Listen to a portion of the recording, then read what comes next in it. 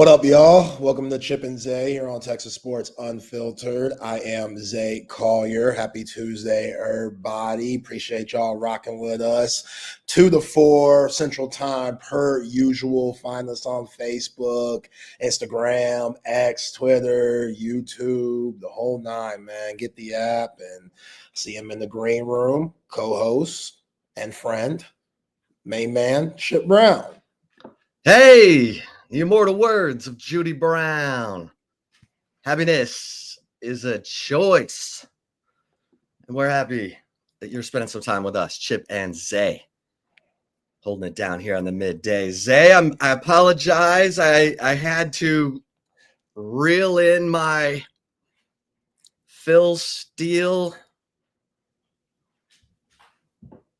college football preview. They gave me the call.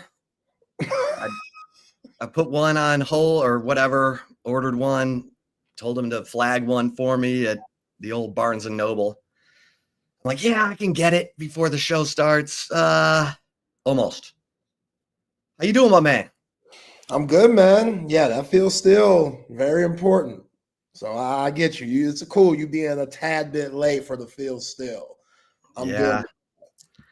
Once I hear it's in my, I can get it in my clutches, I'm like Whitney Houston with a crack pipe. You know what I mean? I got to have it. What? Wow. Good grief, man. Dang. Why we got to go there? Right? That's what I'm saying. Gosh, rest in peace, Whitney. That's great time, arguably. I know. You're coming in on Whitney, talking about the crack pipe. I'm sorry. My man Bobby still grieving. Bobby ain't been the same. No, Bobby's still grieving. He's still grieving. Have you seen New Edition on tour? Have they been? Yeah, and Bobby's the worst by far. By far. What do you mean? Like Bobby, you know Bobby. Bobby's been through a lot, man. What? So is he? Are you saying that he's like drugged out? I'm not saying all that. I'm just saying it's caught up to him. All the partying, the lifestyle, Black don't crack. True, but his prerogative's a little different nowadays. Oh my God. When that album came out, that was a game changer. Tenderoni. Come on. Oh man. You kidding me? Oh, I love Bobby Brown, man. Bobby Brown. Come on. New Edition's underrated to me. Like, even them doing their own spinoff stuff, like Belle Biv DeVoe, like, you can't tell me you don't want to get on the dance floor when you hear Poison come on. Like, that girl is poison. Yeah. Never trust the big button to smile. Oh, yeah. Yeah. Johnny Gill, when he came into the mix. Johnny Gill. Like, that dude. I bought his solo album. Did you really? Oh, yeah. Oh, that's a Rub You the Right Way. Come on, man. What you know about that? Oh, I know a lot. Oh, yeah. It was fire. Yeah, y'all already cutting up. It's a Tuesday. We haven't got our feet wet here on this Tuesday. Our man Johnny Longhorn said black don't crack, but some brothers do crack. Y'all cold, man. That's true though. Some brothers do crack. Hopefully them brothers could get the rehab and could get over it. But yeah, man, you coming in hot on Whitney. I miss Whitney. I can't be doing that. I can't be doing that to Whitney. She didn't have the life that she could have. Like, she had that best friend, homegirl that Bobby always had a problem with, which, back in the days, you can't come out and just, have a best friend back in them days, which is a shame. Nowadays, you can have that best friend. That's cool. We about it. Hey, have that best friend. Ain't nothing wrong with that as long as you happy. Whitney was doing whatever she wanted back then. Yeah. Hey, Bobby, we're gonna have to share. Oh wow. You're gonna give me some of the time, and Old girl's gonna give me some of the time. Yeah. You know. Yo, if I'm Bobby, that's cool with me. Like, hey. You don't have to tell Bobby twice. He'll go find something to do. Yeah, Someone to do. But Bobby was a little hurt. You know, Bobby, that's a lot of, alpha in Bobby. He couldn't really look past damn, she really taking my woman like this? And it's Whitney Houston. It's America's dream girl. Like America's sweetheart in a way. You already got to deal with Kevin Costner's crazy ass bodyguard. I'm sure that hurt Bobby and made him feel a certain type of way. That's a passionate movie. You think something went down? It's just they were both acting their ass off in that movie. That's all I'm saying. That chemistry, undeniable. So any man would feel threatened a little bit. Kevin Costner, 90-something Kevin Costner, that's tough. Even Kevin Costner's doing this thing now, Yellowstone and all that crap. So 90s Kevin Costner, where the whole premise of the movie is you protecting my wife. Kevin Costner is 70, and he was still getting young girls in Yellowstone. Wasn't the girl who played the girl in Coyote Ugly? Wasn't that? Oh, Lord have mercy. And I just watched this movie. The main character in Coyote Ugly? Yeah. Wasn't she in Yellowstone? Oh. And Kevin Costner was getting with her. Piper Perabo. I don't remember. Well, she's only 48, but still 22 years younger. Kevin Costner. I mean, come on, man. Have you seen this show, The Royals, on Netflix? I have not. Was Elizabeth Hurley? Oh. Elizabeth Hurley's holding together. Oh, she's aged well. Yeah. Yeah. I remember seeing her first time, Austin Powers. Oh, yeah. That's when I first saw Elizabeth Hurley. I was like, okay, the UK got something going on. Yeah. I might want to go to the UK someday just to see what's going on, Just to see. Just to see. They look like this. Yeah. Yeah, she made that movie with Brendan Fraser, Bedazzled, a good movie. Horrible movie. Terrible movie. Terrible movie. I wouldn't wish it on anyone, but she's in it, so it's watchable. It's something. She's prancing around like the devil. It's a hot devil. Makes you want to go to hell a little bit. Remember when Hugh Grant cheated on her with the prostitute? I don't remember this story. So they were together? Oh yeah. Let me get her name because it's legendary. Hugh Grant.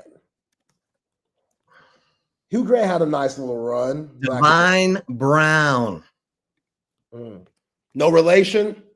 No relation. Okay, just make a show. I don't want to say nothing, might offend somebody in your family. Divine is a sister. Oh. Yeah. Oh yeah. Hugh, Hugh, I'm trying to get you a picture because Divine is legendary. So you're a little young for this storyline. You're a little, you'll appreciate this storyline though, because oh wow, that's Divine Brown. So Hugh Grant cheated on Elizabeth Hurley with Divine Brown. Right. Hey, let's pull it up without the bootleg. I got you. Oh yeah, I got you. Well, that was the prostitute name she was going by. Yeah, Marie Thompson. That's what's coming up on. That's what's coming up on her official Google ID. Oh yeah. I mean, Yeah. you know. Hey, whatever you gotta. I mean, hope Divine Brown was all that. You know, She might have been. It's a she tough might have pick. been. She might have been. It's a tough picture. I feel like the picture doesn't do her much justice here. But hey, you never know. Hey, You know. sometimes got to mix things up. You got But Elizabeth early though. That's yeah. what's going on, Hugh. Like something was going on. Clearly, Yeah. you know. All right, we will have Hank South on. We've got a lot to talk to Hank South about. Yeah, we'll ask him, Cam Parker. We'll ask him. We'll ask him. We've got real quick before Hank comes on, though. As you heard it here first a month ago, Arch Manning will be at SEC Media Days along with Anthony Hill Jr. and Michael Taff. No Colin Simmons. No Colin Simmons, which I love Colin Simmons because he is a free thinker. He says what's on his mind, which can be a lot of fun. For you, maybe not Sarkisian. Well, you know, but no, that's good. Michael Taff, All-American, Anthony Hill Jr. should have won the Butkus, and Arch Manning. That's a good trio to send to represent the University of Texas at SEC Media Days. What do you think, Zay? For sure. I mean, you always should bring your quarterback to any type of media days. I think that should be mandatory. And then those other two, I think this is the last year for both of them. Definitely Michael Taff because he doesn't have any eligibility left. But we talked about yesterday, like this is it for Ant Hill. Like you see him on all these mock drafts and whatnot. That dude, the last SEC media day he's going to be a part of. I get Colin Simmons is that guy too, but Colin Simmons has another year left. Maybe we'll see him in Atlanta in 2026. But for now, Ant Hill, it's his defense, him and Mookie Tav combined. And, you know, both of those guys represent the program well. They represent the culture well, and they're big-time players also. So if you're Steve Sarkisian, yeah, I felt like this was an easy decision, picking up those three, and they're going to get a lot of attention at SEC Media Days, as they should. I mean, Vegas having Texas to win it all. Vegas having Texas to win the SEC. So you want that. You want that type of pressure. That's good pressure. And I think those guys are about it.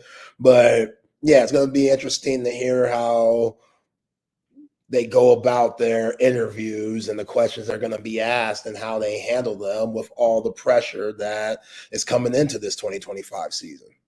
Yeah. Yeah, no doubt about it. Yeah, we got that question over here. And remember, I said yesterday, I'm looking at how Texas is doing in linebacker recruiting. Well, Braden Rouse is making his decision today at 6:00. So we'll get the latest from Hank South. How's it looking? I think it's looking good, but I don't want to say because things can change, as we learned with the Felix Ojo situation. Let's bring in the man, the MVP and the managing editor of Horns 24/7, managing editor, Hank South. Hank, how you doing? I'm good. How are y'all? Good. Hank. People are hungry for to ask you questions. Cameron wants to know any word on Braden Rouse, the 4-star linebacker who is announcing today at 6, right? Today at 6, correct. Yeah, he just put out on his Twitter that he's going to live stream it on his Instagram account. So if you're following him there, you'll be able to watch it. But But yeah, we reported last week on July 1st that from what we were hearing, the belief was it's a coin flip between Texas and Tennessee for Braden Rouse, which is, kind of what we thought. I think most people have figured it's Texas or Tennessee. Alabama and Michigan are two of his other finalists, but a lot of the conversation has been centered around the two UTs for him. As we kind of got through last week, I was hearing a little bit more positive buzz on Texas's end from people close to the recruitment. But I will say he's keeping things very, very close to the vest here with his announcement. I'm not sure if he's told any of the coaching staffs. I think he might wait to do that until shortly before his announcement. So, I think that's why you're seeing a little bit of uncertainty in people making predictions. I think on our Stampede yesterday, we put, 51% leaning to Texas in terms of our prediction. And so that's kind of where I'm at. And I'll say this, like Texas linebacker is a need in this class. Obviously they haven't signed up to, the numbers they wanted to in the last couple of cycles in terms of high school linebackers, had to go to the portal this past cycle with Spence. And then obviously, cycles in the past as well with, for the brief stint with Kidrick Blackshire for a minute and some others. But, they want to sign multiple linebackers in this class from the high school ranks. And, Rouse is up there in terms of top targets, with Atkinson. Xavier Griffin was obviously a top target, but, I think Rouse is right up there in terms of how Texas is looking at their linebacker recruiting. And he's a really interesting prospect. He's a kid that he didn't play linebacker until this past season. This was his first season playing linebacker. So he's a former offensive player. He played tight end, some wide receiver.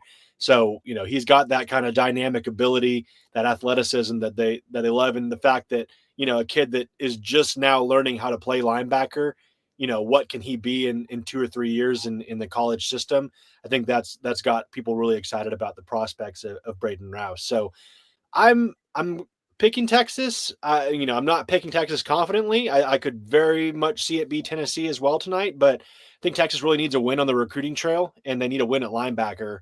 So I think that would really kind of check that box. And, I know everyone in Austin would be thrilled to have him in the class. Was he on y'all's radar before he became a linebacker, Hank, or was it just one of those moves where you saw him this year and he was just so electric that he started jumping up on everybody's polls? Yeah, no, I want to say 24/7 was on him pretty early. Let me look at his ranking history really quick. Texas offered him at the end of January, so they officially joined the fold for him at the end of January and really started pushing for him throughout the spring. 24/7 Sports ranked him a 90 last fall. So yeah, I mean, over the last, 8-9 months, I think he's blown up onto everybody's radar, just with his, am I frozen? We hear you. Okay. No, you're there good. So, yeah, I think everyone kind of caught on to him pretty early, but 24/7, I want to say was aware of him for a while. He's been in the top 247 for, going on almost a year now. So yeah, he's a big time player. And, what I was really struck by, talking to him after his official visit to Austin last month is just like, a lot of kids, visit high NIL numbers, all this stuff, but he's like, and I talked to his coach about this as well. Like after each visit, they wait a couple days, they go home, and they have this whole list of like 20 things that are important to them, and they go through it as a family. They sit down and it's not just an NIL number. It's fit, scheme, development, relationships, like all that kind of stuff. And that's how they came to these 4 finalists. And I was told, I believe he's made his decision. He just hasn't told anybody yet. Among all the coaching staffs. But when they came down to it, all 4 of these schools were like the exact same on his list of pros and cons in terms of, so it's like, it's splitting hairs for him, and picking where he wants to go. But like I said, it seems like Tennessee and Texas have kind of set themselves apart. And again, Texas needs linebackers in this class. He would be the first commitment, that they need probably 3, I would think. And so, I'll say too, Kell High School in Georgia, they're the Longhorns. So, he wouldn't even have to really change up his school colors much. So, if there's anything with that. So. Yeah, I saw Okay. that. Hank, they got black in their jerseys. It's a little sharp. I know Longhorn fans don't kill me. I'm not, saying that Texas needs to put some black in their uniforms, but Yeah, don't be trying to change the Texas uniforms. I'm not trying to. They tried that with basketball once. And I'm Didn't go still well. scarred from that moment. JJ Redick putting up 40 something. I'll never forget that. That was man, still have nightmares. But Hank, yeah, I saw that. If Rouse picks another school, because I was talking to Zay about this, the linebacker position is a huge need. Yeah. What else is left? Because Tyler Atkinson looks like he is the truth. Yeah. I was talking to Derek Johnson about him, and he was like, his football IQ is off the charts. Yeah. I mean, if Rouse commits to Texas, they're still recruiting Atkinson. The buzz I've heard with Atkinson is, the NIL is, as you would expect for a 5-star linebacker, is up there. And, we've seen Texas not kind of crater to, outlandish. 3-year guaranteed deals. We'll get to that in a second. Yeah. We've seen Texas, they protect themselves investment wise. They want to make sure they're taking care of their proven players on the team before, they're bringing in kids. And, obviously, you still have to be competitive in this space to recruit good players. So, it's a balancing act with that. So Atkinson, I've maintained, I think he's going to end up at Georgia. I think they're doing what they need to do from recruiting him, from NIL. It sounds like that's kind of the team to beat still. But, that official visit he set up in June was interesting. Again, they need linebackers. If they miss on Rouse, maybe they reevaluate, do they go all in on a guy like Tyler Atkinson and get him in the class? They missed on Xavier Griffin. And there's some other guys, that Kosi Okpala, I should have mentioned him, edge linebacker in terms of who they have in the class. So yeah, it'll be interesting. And, Calvin Thomas is announcing this weekend. Do they circle back on him, and do they have to make a decision there? So there's definitely routes they can take. They can try to flip guys in the fall, but it would be really helpful for their efforts if they got Braden Rouse tonight or figured out a way to get Atkinson as well. Yeah, Hank, you're looking at just linebacker rankings right now. Seems like all these guys have committed. Is there anyone that Texas was looking at that might be committed already that you could see possibly being flipped if this Rouse thing doesn't end up working out? I mean, also you got a couple of guys who are uncommitted. If you think about Nick Abrams II and Rodney Colton Jr., but anybody else that you see that could be flipped later on? Yeah, I would imagine Texas is going to keep trying on Xavier Griffin. For a while there, they were, some people thought they were the team to beat. Alabama obviously got him. He was committed to USC for a minute. So I think they have a good relationship there with him and his family.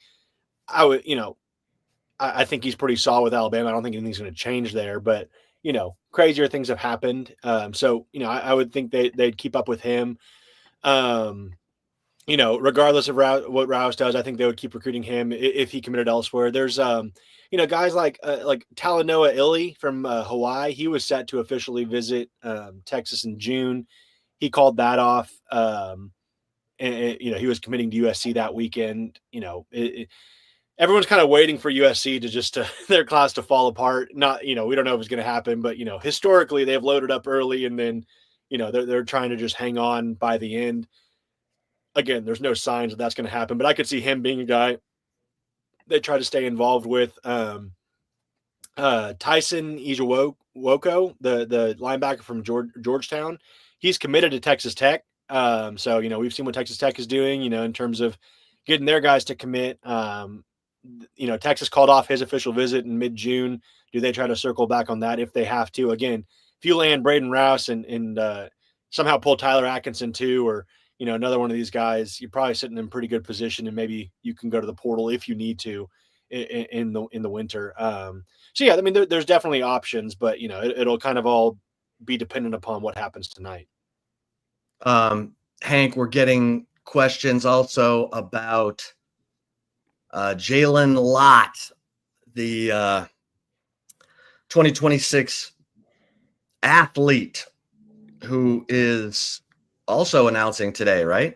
Yeah, he's announcing, I think, shortly before Rouse. But yeah, that's one, early on, I think Texas was the easy pick. He's a Texas legacy. His dad played Texas. His mom played at Texas. All signs pointed to that being a Texas deal. And, throughout the spring, Oregon created a lot of buzz. I think we all felt pretty confident that Oregon kind of had the momentum for him, but we thought, by official visit season, Texas is going to, go to work and make sure to land him. But then we saw Jermaine Bishop commit in May, kind of not out of the blue. We thought Texas was going to get him, but we didn't know he was going to commit prior to official visit season. And he kind of fills that box in terms of two-way athletes, receiver, obviously elite at both, can play cornerback as well. Not to say, and again, I've written this, but like Texas still wants Jalen Lott. They want to add him, but it comes down to, just the effort you're putting in there in terms of NIL, and just like kind of the overall push. So, Texas has, I think Lott, slots more of a wide receiver. I think that's where, he wants to play. You look at what Texas has, they have a long-time commitment from Chris Stewart. They went ahead and pushed for Cohen Brown, the 3-star wide receiver from Waxahachie, got him committed the first weekend of official visit season with FCB. And then they have Jermaine Bishop. And so, you're looking at it, that's a pretty solid class coming off a class you went pretty heavy on in 2025 with Kalik Lockett, Jamie French, Jalen McCutcheon, Michael Terry. Like that's a big, investment they put into that class as well, and the guys they have on the team. And what I keep going back to with this is like, wide receiver, I don't think is really a need anymore in this class. You would love to have a guy like Jalen Lott, but I think, NIL wise, I think a school like Oregon or even USC is pushing harder there. Texas obviously has a number they're comfortable with. I think Oregon's is probably higher. And he likes Oregon too. It's not just NIL. Again, like he's been very high on that staff, and everything they offer, the track program, all that.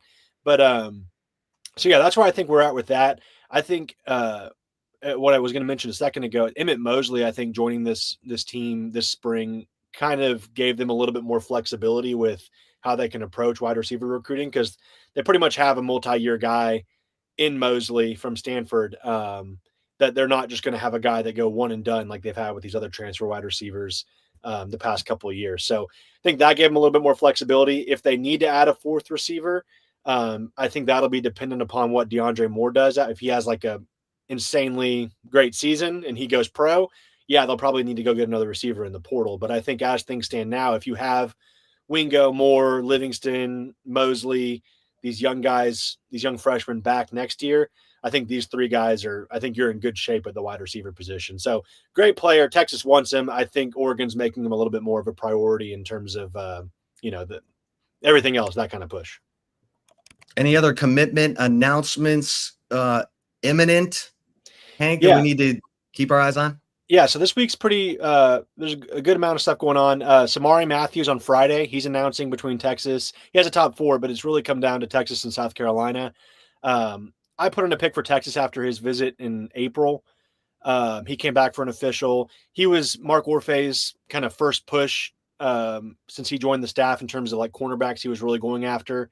And I think that's kind of resonated with Matthews. There's been some South Carolina buzz. I think Texas has done a really good job there. I think they're going to, we're sitting here on Tuesday, ask me again on like Friday morning, but I think Texas is going to get him. I still like my pick on Texas. And then this weekend, there's 2 big time tight ends committing, and Caden Prothro from Georgia. That's one that Texas, obviously, kid's a stud, number 2 tight end in the country. That's kind of coming down to Texas and Georgia. I've been saying, I think he's going to end up at Georgia. I think just, he's from Georgia. You look at what Georgia's doing with tight ends. They missed on Mark Bowman just like Texas did. I think it just makes sense that he's going to end up at Georgia. But Texas is trying there. And then Hezzy Kent, who I think is more realistic to potentially end up at Texas, he's announcing on Saturday. And that's Texas, Florida, Florida State. There's some buzz about him staying, or he's in Georgia, but he's closest to Tallahassee in terms of distance, right there in the panhandle of Florida. So don't have a great read on Kent. I think Prothro is probably going to pick Georgia. Kent, I could see going to any three of those schools. And then Matthews, I think Texas leads, with South Carolina still pushing to try to change that this week.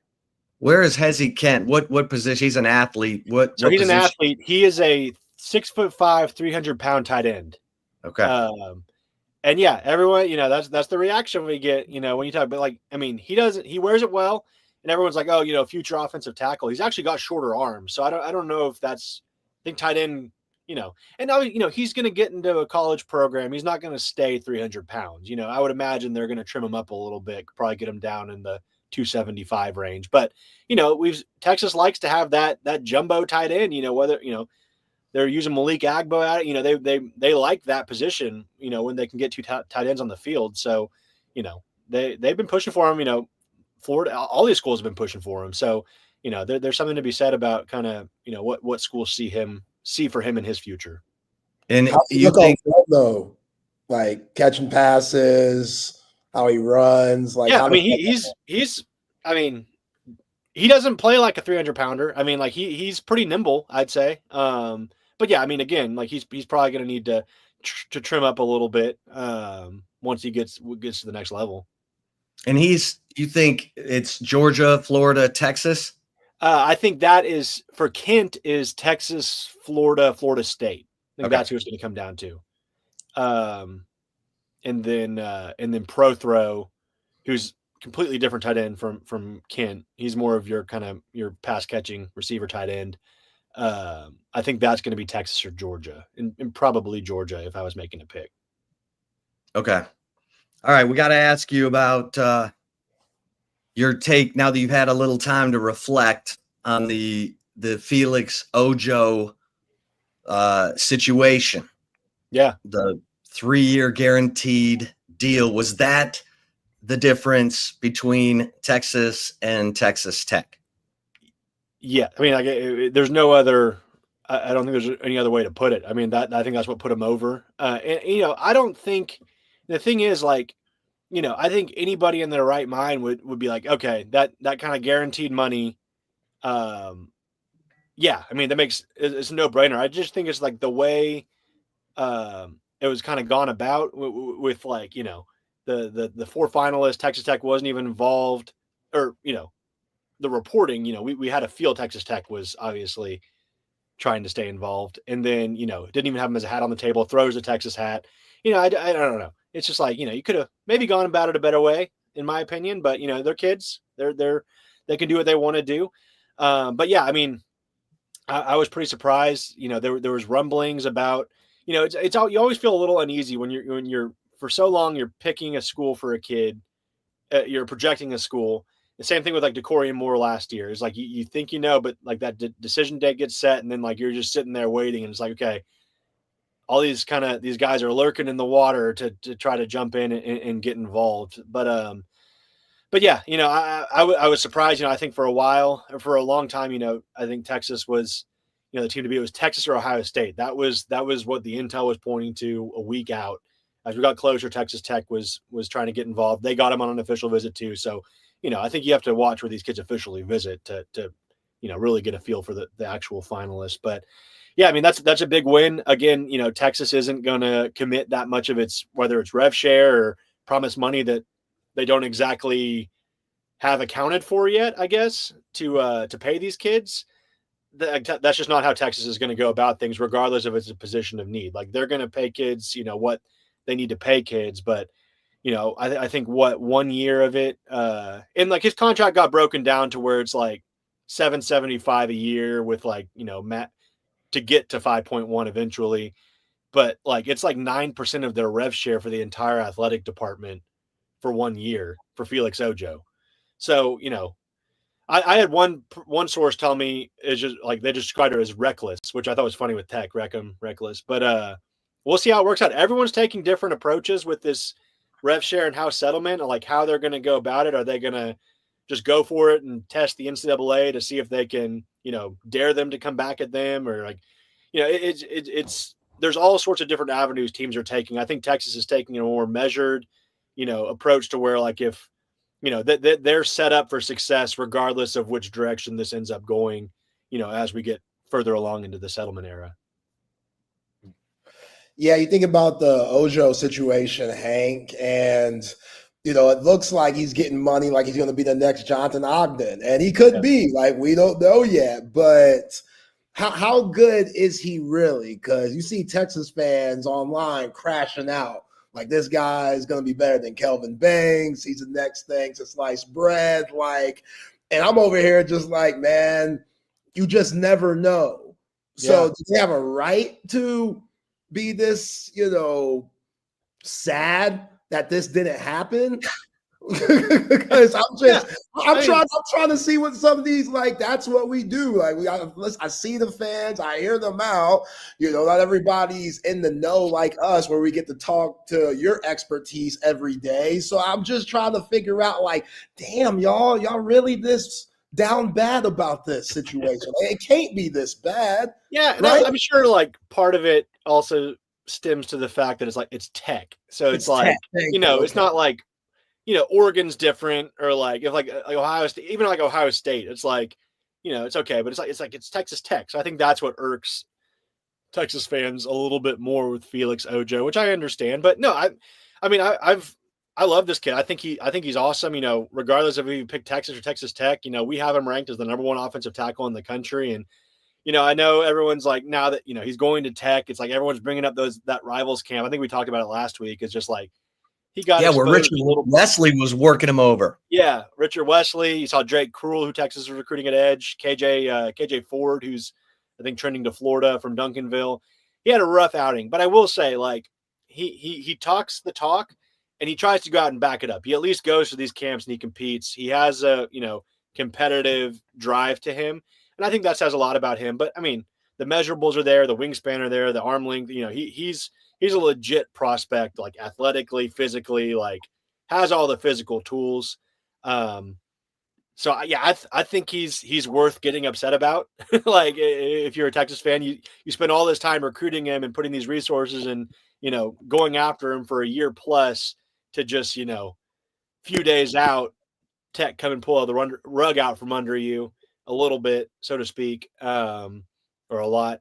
So yeah, I don't blame people for getting upset, but I will say, don't sleep on John Turntine committee. Like even landing John Turntine, who's like used to be a 5-star recruit. He's right on the cusp of 5-star status. Like, that wasn't even really talked about on Friday, and he committed after Ojo. People like, that's a guy you should be really excited about it. As he continues to fill out and grow into his frame. Offensive tackle. Is he going to play interior? He's got that versatility to him. But that was a big win over Michigan and Texas A&M. So, got to look for the silver linings here. We're not seeing a lot of Texas commits. You got to appreciate them when they happen.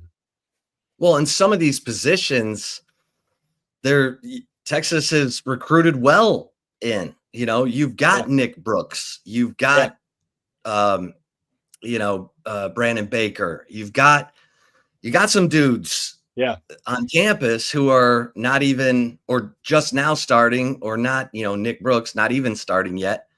So, and Trevor Gooseby was a 3-star. Yeah. I mean, they've done a good job of evaluating talent and landing guys, developing talent. Like, I'm not sweating this as much as a lot of people, because they do a good job of evaluating and developing guys on the offensive line. And I think Tech took a big risk. Yeah. And we'll see how it pays off. Yeah, for sure. And you mentioned Gooseby. I was just thinking this is like totally separate from that point, but on the Instagram live for Ojo's announcement, Gooseby joined it and was like, "Oh yeah," like commenting. And then he commits to Tech and goes, "Oh damn." It was so funny. No one saw it coming, it seemed like. Well, yeah, it's funny because like these players, like, they host these kids on the visits and they follow recruiting, I think, to an extent, but also like their recruitments are over. Like, they're focused on their lives and everything going on. So like, I know Gooseby hosted Ojo, so it's probably like, he's like, "Oh yeah, we're gonna get him," and then he goes to Tech. But that was definitely wild. And now we're seeing, I don't think the same thing's gonna happen with Jamarian Carlton, and I should have mentioned this on announcements coming up this week, but he was tweeting out the Tech, uniform pictures and everything. Is Tech going to come in with a big package for him? But now it looks like Baylor is doing what they need to do for Jamarian Carlton. Obviously, he's from Temple, so they got the proximity. But man, I mean, like, it's been a while. Like, I didn't foresee this July being as like crazy of a start as we saw last year with commitments going elsewhere. But it's getting there, if not surpassing it. If we see Jamarian Carlton go to Baylor, and then Samari Matthews ends up in South Carolina, or Rouse goes to Tennessee, like that's a tough stretch. But again, they've got 17 commitments. They're the number 12 or 13 class in the country, so they're putting pieces in place. It's just probably a little bit slower than a lot of Texas fans would like. Jamarian Carlton, the defensive lineman from Temple. How hard has Texas been recruiting him, or have they scaled back since they landed their 3 interior defensive linemen?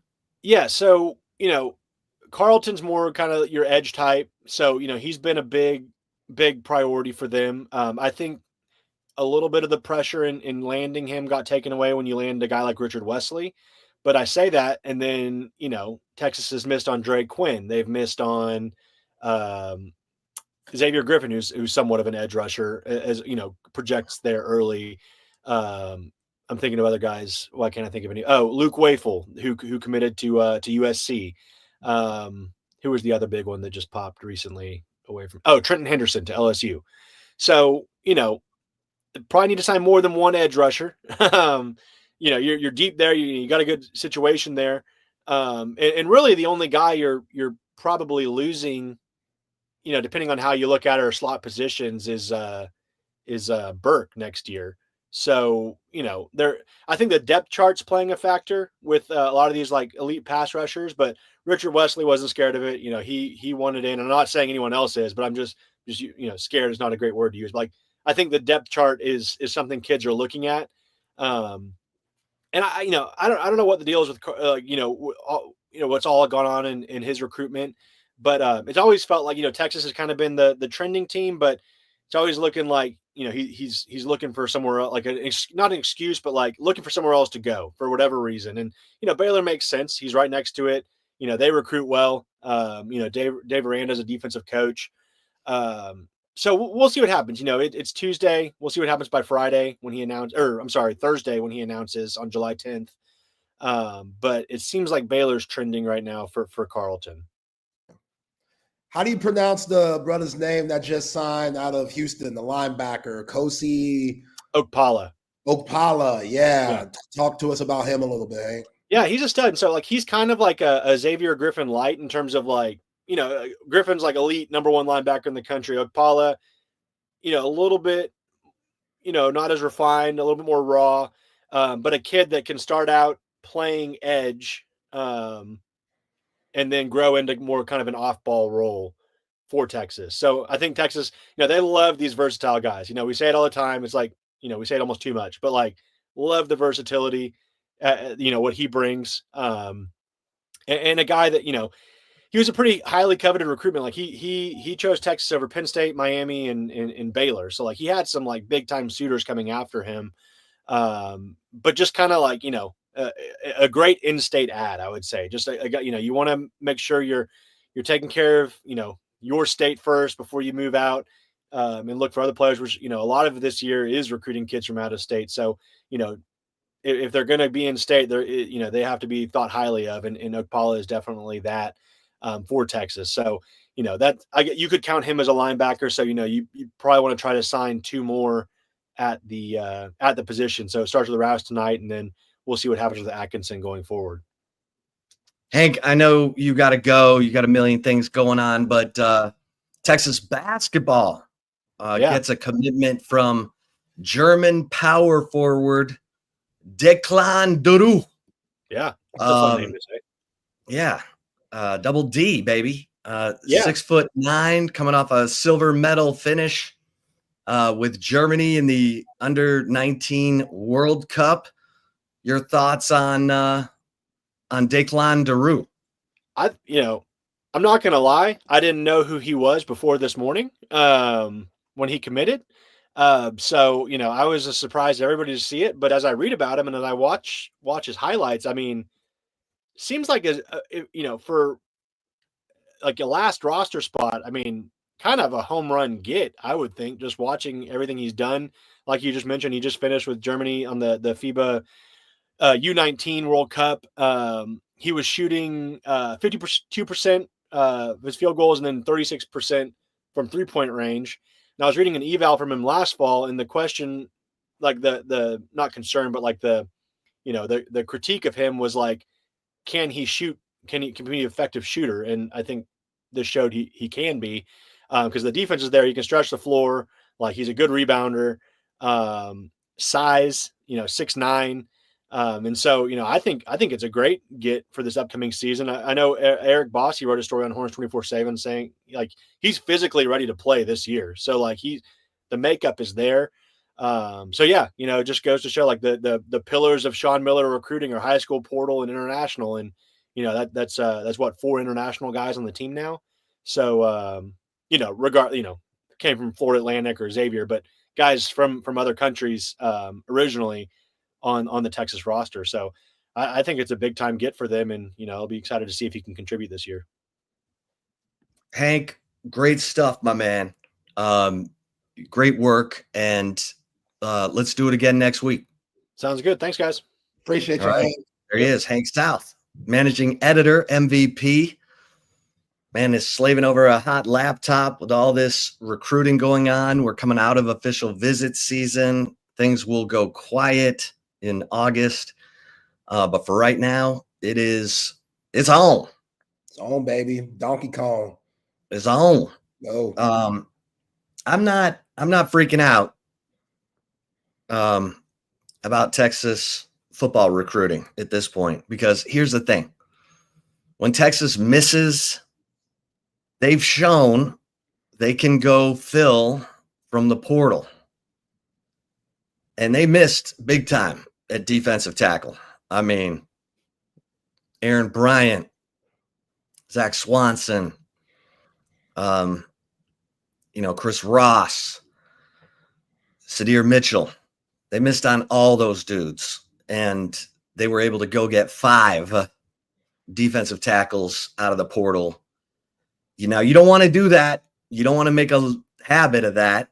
And, Jim Schlossnagel's waiting to find out on July 13th and 14th how many of his high school kids are coming to campus and how many are signing with pro teams.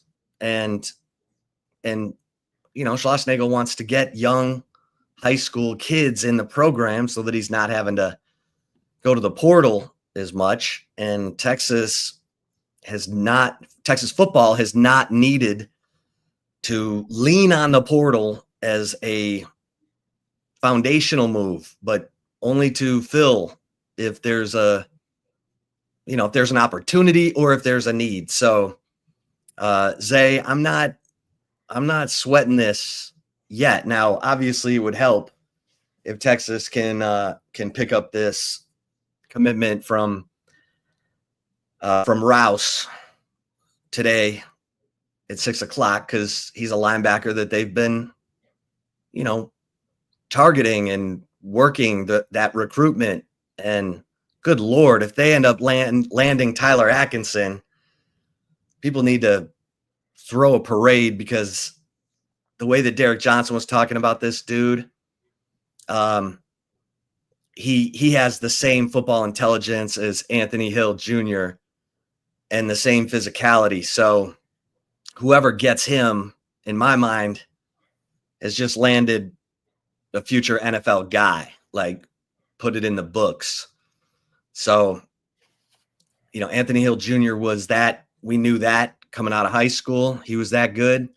I think Tyler Atkinson is the same, cut from the same cloth. And he's from Georgia. It's going to be hard to get him away from Georgia, but Texas is working it, man. Yeah. Johnny Ross is from Georgia too. Man. Yeah. It seems like Kirby Smart's not even on his radar. He's looking at Texas. He's looking at Tennessee. So, that's a big part of the Horns being in the SEC. You could go out to, Mississippi and Florida and Bama and Georgia and recruit well because you're going to be playing a lot of those schools that's close to home. So it's not like what it used to be. And I'm not tripping either. Like, it's only July. Catch me in December. You know what I'm saying? Let that work that you put in during the season, let that be the talking. And Texas rolls through the SEC. You go 12-0, you go 11-1, and look good while doing it. It's going to allow some of these other guys that might have committed already to take a different look and see something different. Because a lot of change has happened from Johnny Nansen coming in, like Alan Clark coming in as good as he's done, Kenny Baker. So when you bring in all these new guys, sometimes these guys want to see the proof. Like, okay, you just got here, and I understand that it's Texas, but show me why I'm supposed to be here. And if you're Steve Sarkisian and the staff, you say, bet. Cool. We'll do that. We'll show you. Anthony Hill, go win the Buckets Award this year. You know what I'm saying? Colin Simmons, go be one of the best defensive players in the nation. Like, have those examples there to where these high school athletes could say, oh, I could see myself being that. So Steve Sarkisian, he's told us he doesn't trip off of, July commitments. That's all great and stuff, but there's still schools coming after his guys that have already committed. Like, it's wild, wild west out here. So ain't nobody safe. Catch me in December. In December, when everybody's starting to sign and everybody's starting to figure out what they're really doing, that's when it becomes serious. But it's a long time from here and then. And I think this coaching staff, they know that. They're not sweating it. Like you said, Chip, which is absolutely right. The portal's always going to be there. And they've done a hell of a job finding those right pieces that they need for the upcoming season in the portal. And I expect them to continue to do that. Yeah, I mean, like at linebacker, Texas's pickup of Brad Spence was huge. Now, because I think he can fill the role of David Benda. You got Ty Anthony Smith coming, who's they see as a star. And unless Brad Spence just goes off, you've got him for another year.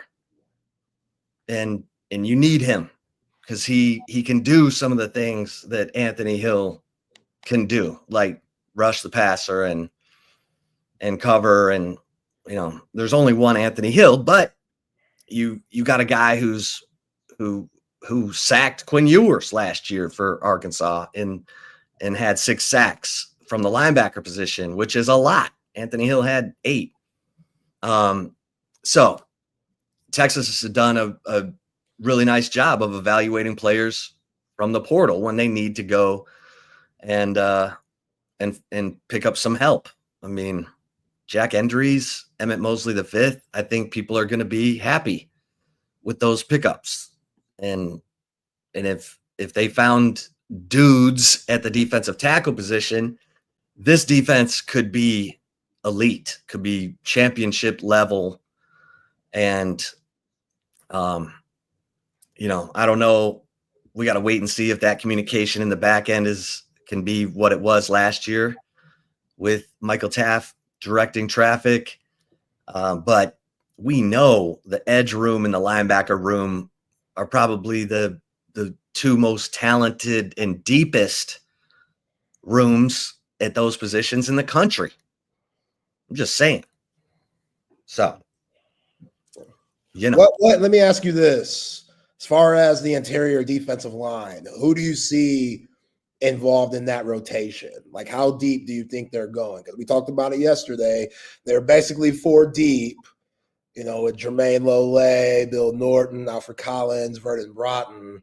How many guys do you think is going to get meaningful reps this season? Or how many could you see getting meaningful reps this season? I think it's going to be Cole Brevard, Murad Watson, Alex January for sure. Okay. And then Travis Shaw. It should be Travis Shaw. Yeah.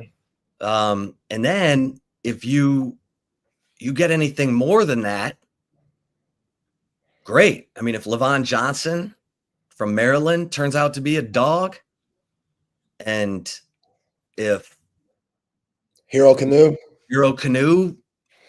figures it out, then you're 3 deep at one of the most, prized positions in the country. That would be ridiculous. That would be unbelievable. That's where Georgia was in 2021 and 2022 when they had Jordan Davis, Deontay Wyatt, and freaking Jalen Carter rotating in as the third guy. And that's all you need. Those guys were wrecking offenses. And man, if your defense can do that, it makes the life of the offense so much easier. If the defense is creating turnovers and short field opportunities and making offenses have to play from behind the chains and putting them into, third and long, man, you don't want to be in third and long against Texas this year. No. You don't, because Steve Sarkisian said it on that, that Greg McElroy interview. He said, we can't have Colin Simmons coming in off the bench this year. He's got to be a starter. And then he also made it sound like Trey Moore would be coming in on the other side. I'm like, don't tell Ethan Burke that, because Ethan Burke thinks he can handle everything just fine. He doesn't need Trey Moore coming in to save the day, but we'll see. We'll see how it looks, how it works out. And everyone's going to get reps early. I mean, not against Ohio State, but against UTEP, San Jose, Sam Houston. You're going to see Zena Umazulu. You're going to see Lance Jackson. You're going to see Justice Terry at that edge position, and then let the paramedics sort them out, who's making plays. And Lallin Clark is he's gonna play the dogs. He's gonna play the dudes that are wrecking shop. I can't wait to see what these guys add to their toolbox from Lallin Clark. Because when I was talking to Daniil Hunter of the Texans about Lallin Clark, he was like, they need to listen to this dude, because he teaches it in a way that it's simple, but you get it. And then you have to work your ass off to make it happen the way that Clark tells you. And that's going to require a lot of focus and discipline. But if you do it, you're going to succeed at the highest level. I mean, Daniil Hunter led the league in sacks 2 years ago. He's top 4. Got paid. Pizzade. Got paid. Yeah.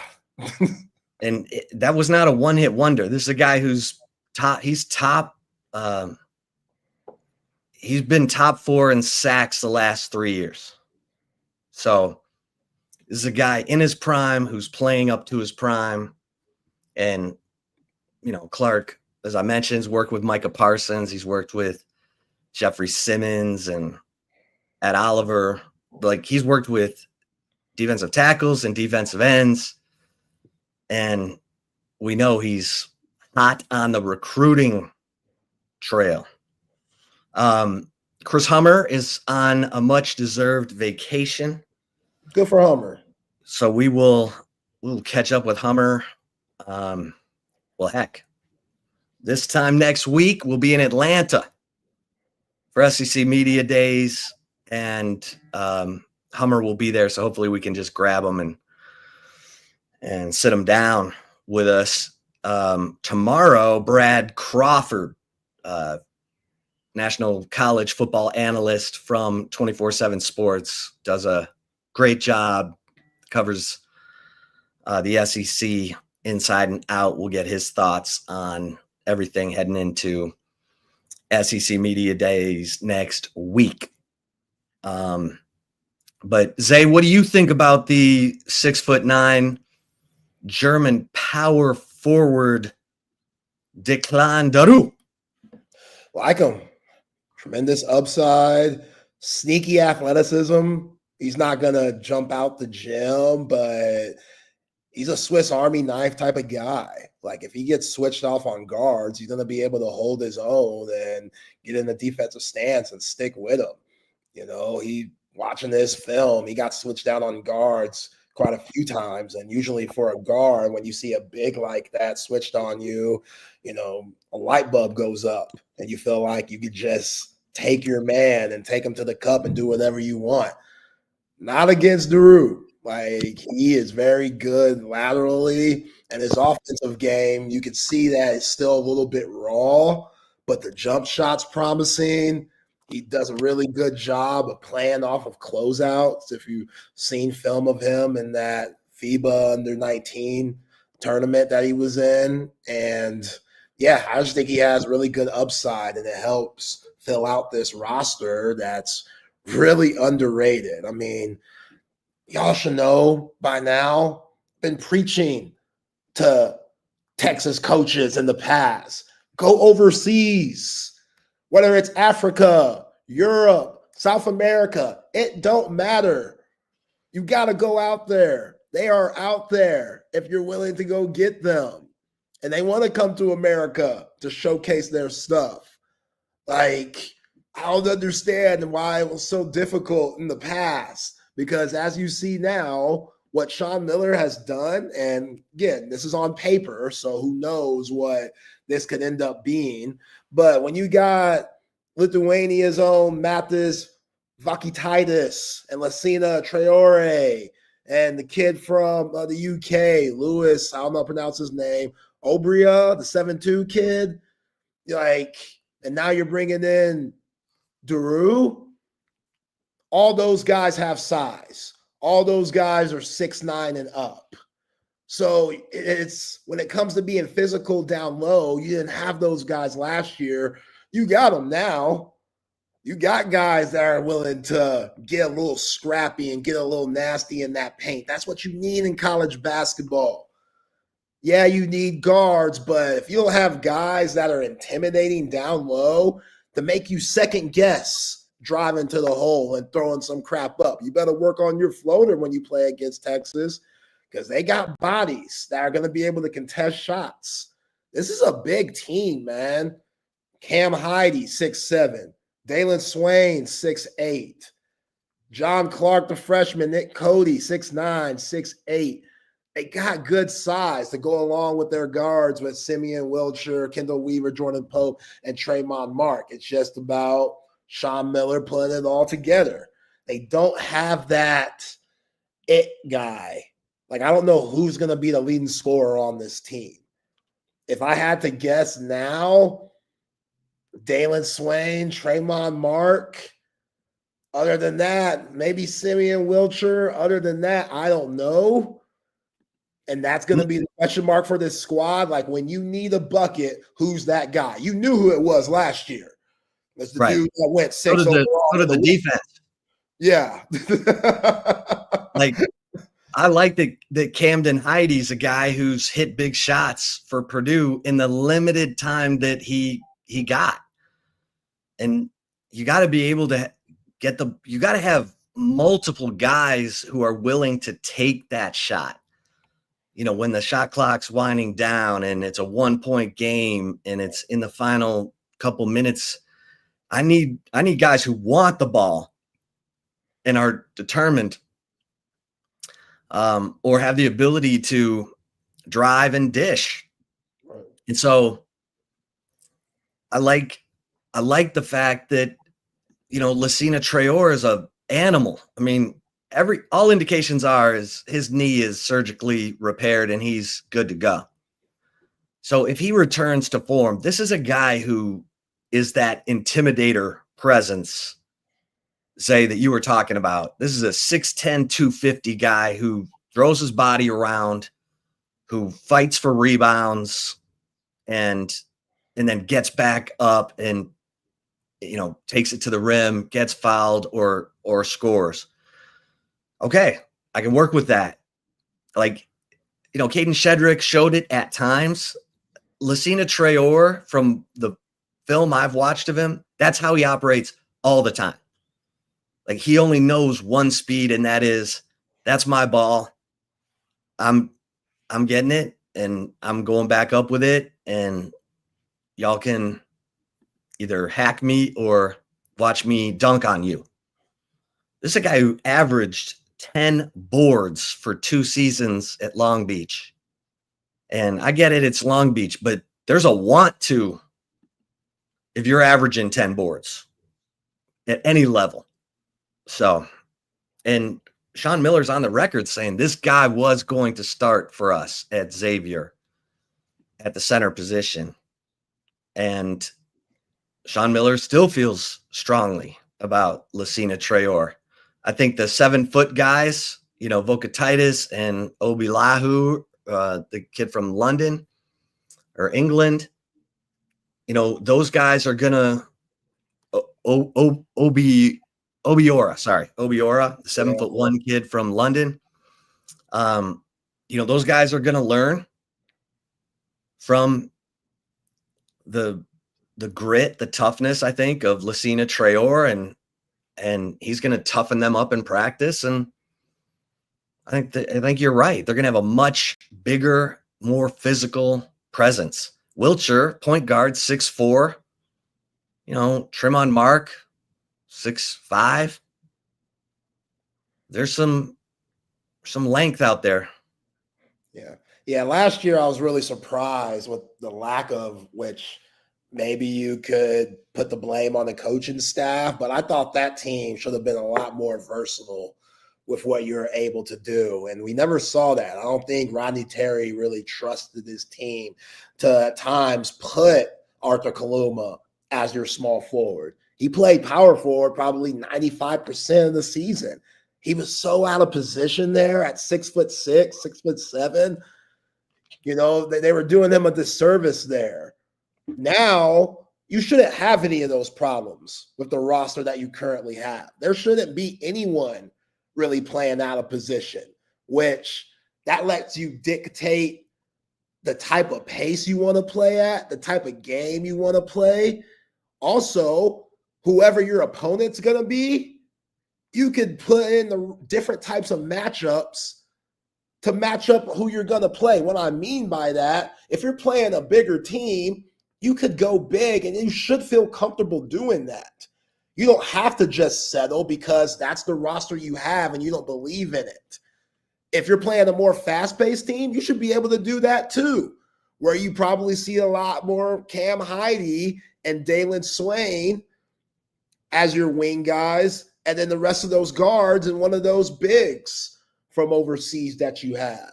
So the versatility with this squad based on the rosters on paper, it looks a lot better than what we saw this past year. And it's just about Sean Miller figuring that out. And this is the time to figure it out, to see who gets paired together. I don't know where Tremont Mark is when it comes to, his knee and rehabbing that and all the things, or was it his hip? What did he have surgery on? He had surgery on something in the offseason that was bugging him towards the end of the season. I forgot what it was, but he had surgery on it, and I'm sure he's going to be back and ready to go. But either way, this team, they're definitely more competitive than what we saw last year, and they're going to be a lot tougher on the defensive end. It's just about finding that guy that could consistently put the ball in the bucket.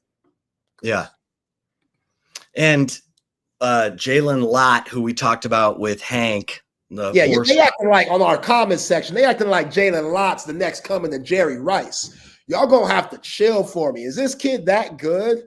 Well, Texas. Are we crashing out that hard over Jalen Lott? Well, Texas got Jermaine Bishop, who's the number 1 athlete, 5-star, who was catching passes from DJ Lagway Big Pokey says, yeah, he is. Big okay, Pokey. Well, we'll compare. Pokey. We'll compare careers. Jermaine Bishop versus Jalen Lott. All right, Big Pokey. Hey, Big Pokey's my dude. The old Big Pokey, Houston rapper, R.I.P. Okay. Well, that's my guy. Well, Big Pokey is saying that Jalen Lott is better than Jermaine Bishop, because Let's see. everybody thought Jonte Cook was something, and Jonte Cook's on his 4th school. Yeah, that's true. I mean, we all gotta just take a breath. I'm not gonna question Steve Sarkisian and Chris Jackson in terms of wide receiver recruiting. Are you kidding me? Come on now. Let's not get crazy. Hey, what didn't we put? We need to put Jonte Cook's stats up. We need to get the sticky note out. We got to put Jonte Cook's stats up for this year. I'm going 800 yards, 7 touchdowns, 53 catches. Wait, whoa. 62 catches. What'd you just say, Jonte Cook? Jonte Cook, over 800 yards, about 7 touchdowns, 60-some catches. Remember, Layla Filia's there. He got that right woman by his side. Keep him locked in. How many catches? Let's go 60-something.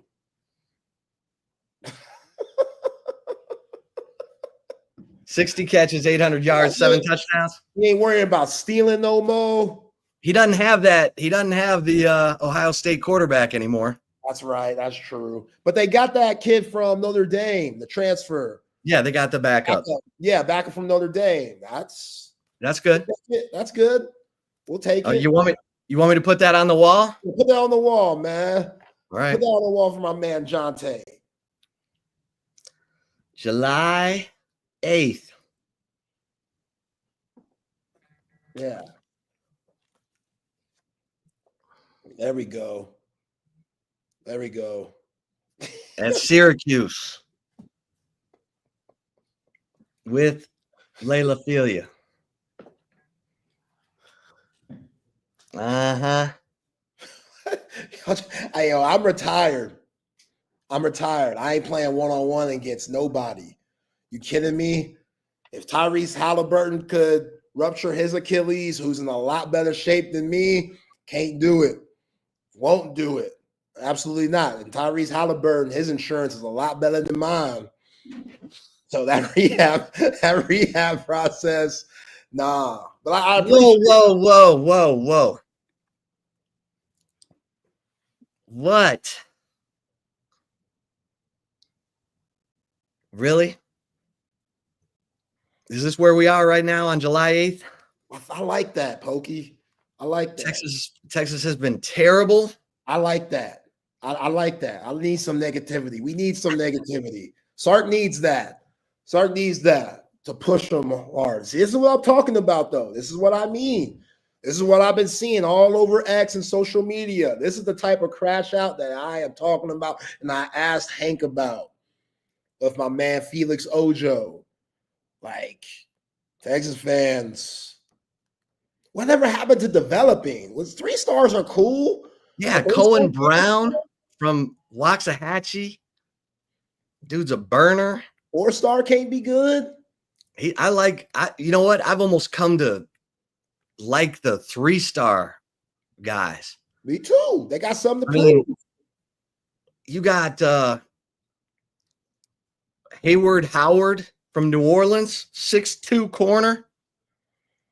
Anyone remember my man Hollywood, who played for the Vikings? He was smoking that dro a little too much. Holton Hill. Playa. Ain't nothing wrong with smoking that dro. Yeah, nothing wrong now. Nothing wrong then. No, but the NCAA put you out for a year. Oh, damn. If they would test you at the bowl game, and if you popped, you were done for the next year smoking weed. Damn. We got to make sure that those rules have been changed. Yeah, we got to make sure those rules have been changed. And also, you got to have that one person on staff that lets everybody know when them drug tests are coming. You got to have that one person. Like, everyone needs that. Like, hey, bro, you got 3 weeks. Get clean. Yeah, in the NFL, our man Dan Neal will tell you, they're testing you sometime in training camp. So keep it clean in training camp and they'll never test you for street drugs again in the regular season. They will test you for performance-enhancing drugs all year long. But for street drugs, they only test, this is back in the day, I don't know if it's changed, but they only tested you for street drugs in training camp. So if you flunked a drug test, it means you flunked a drug test in training camp. Now you're in the program. They can test you whenever they want, and you're screwed. That's when you need it the most. You're doing two-a-days and all that stuff. Like, you need to be able to relax, kick back, roll up the guns, nice little tight joint, puff, puff, pass with a homie. And that brings people together, too. You don't know the camaraderie that you get you a woman. Bro. Just get you a woman in training camp. She'll help you pass the time. She'll make you feel better. That's what you think. Well, it's not going to get you in the program. After they don't round test you for how much sex you're having. After round 2, what you gonna do? Hey, what you gonna do after round 2? Wilt Chamberlain, baby, go get it. They ain't testing you first. Wilt Chamberlain's the biggest fraud in sports history. God bless his soul. That damn 100 game, there ain't no footage on that. All the cutty that he was supposedly getting, he just lying. Ain't no way you were getting that much nookie. Ain't no way. I'm not buying it, Wilt. And it's not, I get it. You're in the league. You're the man. But it wasn't like Wilt's that attractive. Like, what are we talking about here? He wasn't like, it wasn't like he was that pretty. Also, in order to do that, especially in the times, we got to think of the times when Wilt Chamberlain was in his hey. Wilt was really risking his life to be with snow bunnies. Really? Because you can't just stay with one race. You know, you catch my drift. You can't. If you're putting up those Wilt Chamberlain numbers, like you're not really, you know, you don't have a type. You dig? So Wilt was whoever went. Your type is, do they have a pulse? Exactly. So during that time, are you really risking your life? Because you're risking your life like that back then. Yeah. You're risking it. There's a lot of dudes that weren't trying to see any brothers doing anything. So I think I did the math once. If he really did 20,000 women, he was having to do 3 and 4 a day for like years. Just a liar, pathological liar.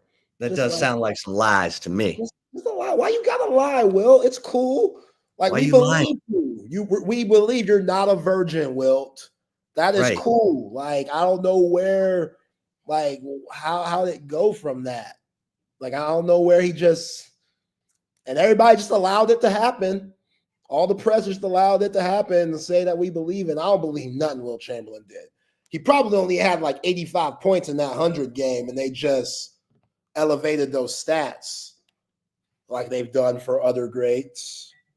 All those John Stockton steals and assist records, that ain't valid. No, that ain't valid. There are probably times where Stockton passed the guy a ball. He held it for about 4 or 5 seconds, took about 8 dribbles, knocked down the shot on his own, Trey Johnson, isolation style, and they still gave the assist to Stockton. Like, what are we doing? Yeah, man. I mean, he played up there at Gonzaga where no one was paying attention. They were cooking those stat sheets. Utah? You can't tell me Utah wasn't cooking them stat sheets. No one was paying attention to Utah. Now, when Karl Malone got there, they started paying attention a little bit, but I'm just saying. They had to pay attention for different ways. You couldn't trust Carl either off the court. Okay, all this melting down, going down on our comments section. I love it. What position are y'all freaking out about? Because I need to talk some sense into people. If you're freaking out about Jalen Lott picking Oregon when you just got Kalik Lockett, Jamie French, and Michael Terry III, like, you're not getting everybody. And if you don't like Jermaine Bishop, I don't know what to tell you. The dude is a track speed, Xavier Worthy type speed receiver. If you have one of those, he's getting all kinds of balls. You're not going to have, you're not going to have room for all the, I don't know. I mean, I get depth, but you're not getting all the 5 stars. I mean, you did last year. And they need to step it up. They were inconsistent in the spring. Khalil Lockett and Jamie French and Michael Terry III. I hear Khalil Lockett's stepping it up, but I heard there were a lot of deep balls that were right in the breadbasket that somehow hit the ground. So everybody needs to tighten it up. The guy who's getting it done is Dalen McCutcheon. Day. No one was talking about Dalen McCutcheon last year, and he was the most consistent. No one was talking about Emery Winston, and he was the most consistent tight end on the entire team in the spring. I'm going to leave the recruiting evaluations to the Texas coaching staff because they've been to the college football playoff 2 years in a row. They've developed some dudes. Cam Williams just went to the NFL. I don't know, man. I'm not freaking out. I'll tell you that. If you're following Texas recruiting now, they do need to land some linebackers. I'm not going to lie about that. You don't want to have to go to the portal for multiple linebackers, but like no one was excited about T'Anthony Smith. T'Anthony Smith is a dog. He's going to be a player. He's going to be a player. And Anthony Hill loves him. Like the rest, they know what they're doing. I like it. Keep trashing out, y'all. We need that.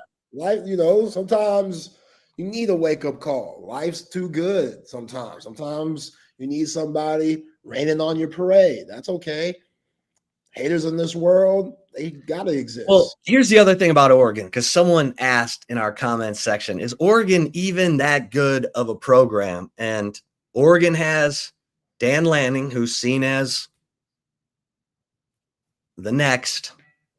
Well, Dan Lanning needs to get his team into the playoff. Dan Lanning couldn't beat. They just got embarrassed. Yeah, they were there. Dan Lanning couldn't beat Kalen DeBoer. Dan Lanning couldn't beat Ohio State out in the Rose Bowl. Like, I don't know. And they have Evan Stewart. They got dudes. Oregon, they had Dylan Gabriel last year. They didn't get. Were they in the playoff? Yeah. Oregon. They didn't go hard. I know what you're saying. They got smoked. It was ugly. It was ugly. Bad. But it was against the champ, so I give them the benefit of the doubt a little bit. But they need to advance in the playoffs. My bad. They got smoked by Ohio State. I've never been to Eugene. I heard it's nice. Oh, it's awesome. Yeah, I heard it's beautiful. Yeah, that campus, that stadium, Autzen Stadium, it reminds me a lot of K-State, but louder. K-State's little stadium there, it gets loud. Autzen Stadium is like built into a hill. All the sound stays right in there. It's yeah. They got Phil Knight. Now, the rev share is supposed to equalize some things, so we'll see how it goes. Nah, Phil gonna be doing something on the side. Phil's getting old, man. He's like Boone Pickens. He wants to see that lipstick case raised up. Raised up right in front of him. Get his ass up on that stage. Yeah, we'll see. Before he goes to the big swoosh in the sky. I'm just saying. I like Phil Knight. You like Phil Knight? Yeah. Yeah. I don't think he looks anything like, what's my man's name? Ben Affleck. Ben Affleck, but yeah. Hey. Cool. But he listened to old Sonny Vaccaro, Oh, man, when Vaccaro said they want a royalty on the Air Jordan shoe. And Phil Knight said, go ahead. that was a decent investment. That worked out for everybody, right? Yeah, that was a decent investment, I guess. And Naaman, I get it. Texas couldn't beat Kalen DeBoer either. But Michael Penix, he gone. Now we got to see what they got with Ty Simpson and whoever else they're putting up there. I don't know. I cannot get Ty Simpson in that South Florida game out of my mind. So the week after Texas beats Alabama, they go play South Florida, and Jalen Milroe is on the sideline. Like, he got benched because apparently he didn't like Ty Simpson and that other cat getting a shot, and they were both garbage against South Florida. It was 7-3 at halftime. I get it. Ty Simpson may be light years better than he was 2 years ago. I know, it was 2 years ago, but he looked like, I don't know. He did not look in command. Like, Major Applewhite, from the first time he stepped on the field, was in command. Now, you may have thought he looked like a child. That helmet down, right to here. But Major Applewhite, he was reading defense from the jump. That's why I was like, don't take his ass off the field. He knows what he's looking at in terms of what the defense is trying to do to him. He was looking at that from the time he was a redshirt freshman. That's what happens when you're the sixth string. You're behind Marty Cherry. Good grief. Or whatever it was back then. But Major was sixth string, and then all of a sudden, whoop, whoop, whoop, whoop, whoop, whoop. Here he comes. I'm just saying. Ty Simpson. I mean, I'm so excited about this college football season because you have so many big questions about the big name brands. Some of them are at quarterback. I mean, people want to see it for March. Yeah. Let's go see it. Ohio State, August 30th. Alabama, new quarterback. Ohio State, new quarterback. I mean, you got some returning QBs that are good, like DJ Lagway. Sorry, I still can't get Garrett Nussmeier turning the ball over against A&M out of my head, and Jalen Milroe just going up and down the field on LSU last year in Baton Rouge. Like, does Ty Simpson have that? Does Ty Simpson have the stones to go into Baton Rouge and just start rolling the Tigers? Dude, I haven't seen a quarterback go into Baton Rouge and do that in a long time. Like, since the Jerry DiNardo days. What? Yeah. Les Miles wasn't getting rolled like that. Nick Saban wasn't getting rolled like that. But like Tebow went in the Baton Rouge and did his thing. Not like that. Yeah. That was a straight assault. Look at this. Jalen Milroe went in there and said, "Excuse me while I whip this out." They beat LSU 42-13. 42-13. That was in November. Yeah. You remember November. I remember that game. Jalen Milroe was out there playing backyard football. He and Ryan Williams. I'm just saying. Williams. Hey, the top three receivers in their recruiting class, Jeremiah Smith, Ryan Williams, Ryan Wingo. Ryan Wingo. East St. Louis finest. It's your year, baby. And my man Arch Manning in the ghetto living. eating ribs and stuff. Yeah, it's the year, Ryan Wingo. I'm trying to see something. If you're supposed to be like those two guys you just mentioned, okay, this should be a fun time. We saw them flashes last year, all those reverses that Ryan Wingo had. We saw flashes, but now, and you got better eyesight, Ryan Wingo. He couldn't see last year. He had to get LASIK. Dude was blind out there playing wide receiver in the SEC. Where they do that at? Blind? Can't see? Now he can? All right. 1,000-yard year, Ryan Wingo. 10-plus touchdowns. Making it look easy. Hey, you can see now. Oh, yeah. You the man. This your team now. This your wide receiver room. Even though DeAndre Moore's the leader, Ryan Wingo has the most talent in that room. Show me something. 75-yard touchdown against UTSA from Arch Manning. Yeah. That was a pretty nice way to start off Arch's year. Yeah, man. I mean, I'm excited. I'm excited to see what – I mean, look, OU got John Mateer. They think they figured out their problems just like Vanderbilt did with Diego Pavia last year. Hell, Zach Calzada in year 7 is the new quarterback at Kentucky. Good. He led A&M to a win over Nick Saban's Alabama in 21. And he's still out here.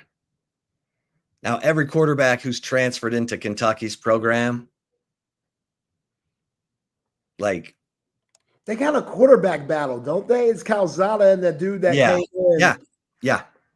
Collier. Yeah. Yeah. Who wasn't bad when he came in. No, he wasn't bad. He wasn't bad. Yeah, it's not a guarantee. Yeah, Cutter Boley. Sorry, Cutter Boley. How can I forget that name? Cutter. I will cut you. Yeah, you ain't gonna name no brothers Cutter. That's for sure. Cutter Boley. No, we're not doing that. And look, Kentucky, 31 transfers out of the program after last year. Yeah, Omar, he needs to just start packing this stuff up already. I don't even know why. Slowly packing as the weeks go on. Just start bringing in boxes because this is it. In Lexington, in my opinion. Yeah, he had some dudes last year. I don't see many dudes. He had that corner that went high in the draft. That's the corner. He had the defensive lineman. Yeah. And Berrien Brown at receiver, who's now at some other SEC school. Berrien. No. LSU. Yeah, he's at LSU now. We'll see. Nick Anderson from OU's now at LSU. I'm just saying. Everybody's got a little something. I think it's going to be so much fun this year. And we're going to learn a lot in week 1. LSU at Clemson. Texas at Ohio State. Come on. Okay, so the new college football video game just came out, and one of the big things this year is that they've put real coaches in the game. So I'm going to show you a few coaches that are in the game that they could have done better. Now, shout out to our guy, Kyle Umlang, because he posted this on his Twitter. That's where I got it from. Right there, you see 5 coaches. You see Dan Lanning, bottom right, Oregon coach. You see Dabo Sweeney in the middle. On the very left, that's Steve Sarkisian. Top right, I'm guessing that's Mike Elko. He has a A&M hat on, so that's Elko. That dude's way too skinny. Way too skinny. It's just his face. You don't even see his body. It's just his face. That looks more like, I don't know. That ain't Mike Elko. You're right. That ain't Mike Elko. Elko's got glasses. Yeah, they didn't do him right. The worst one, though, on this list, that top left is supposed to be Mike Gundy. With that luau cinder fro.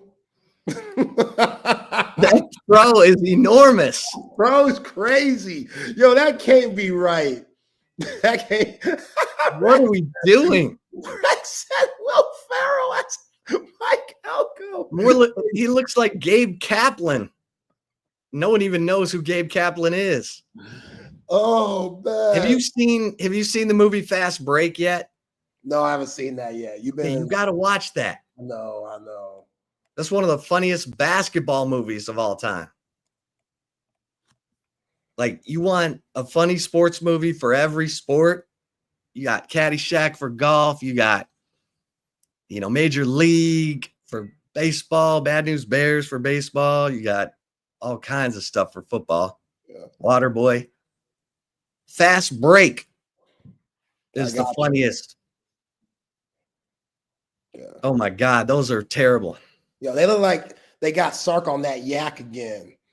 They messed up Steve. They messed him up bad. I get it. He has a tan, but they did my man Steve Sarkisian wrong. Dabo, I don't know who the hell that is. Dan Lanning kind of looks like him. He also looks like he needs some Ritalin or something.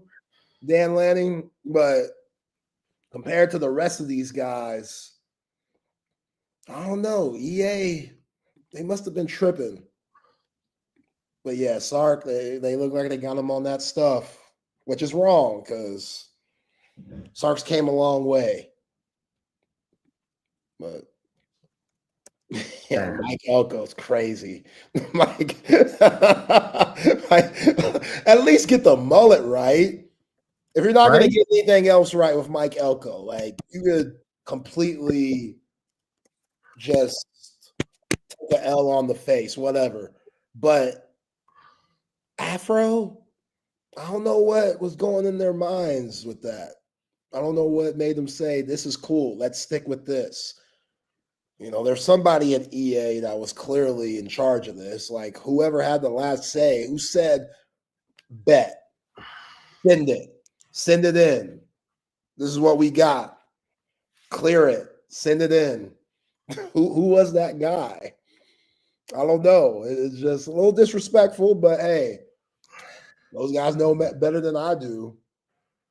Man, we got people all kinds of fired up in the comments today for a Tuesday, July 8th. I'm loving it.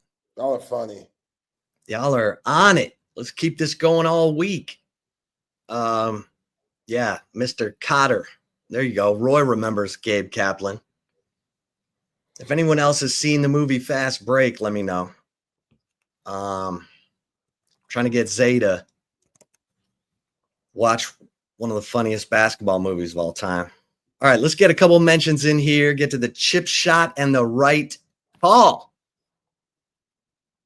Audiovisual consultations. Our man Tom McKay is ready for you when you are ready for the big screen of your dreams. Maybe you're ready for a full-blown media room. You know what? You deserve it. And the best in the business is Tom McKay in audiovisual consultations. He has put big screens and surround sound into 3 different houses for me and most of your favorite restaurants in Austin. So he is certainly ready to help you out. All you got to do is call 255-8678. That's 255-8678. Let Tom and his crew bring everything to you. You don't need to be lugging 80-inch TV screens around town, punching holes in your drywall. You got things to do. But he's going to bring you the best price on big screens and the best big screens. LG, surround sound, Sonos, all the top brands. He's going to bring you the best price. So what more do you need to know? audio visual consultations. AV Consultations is the website, but call 255-8678.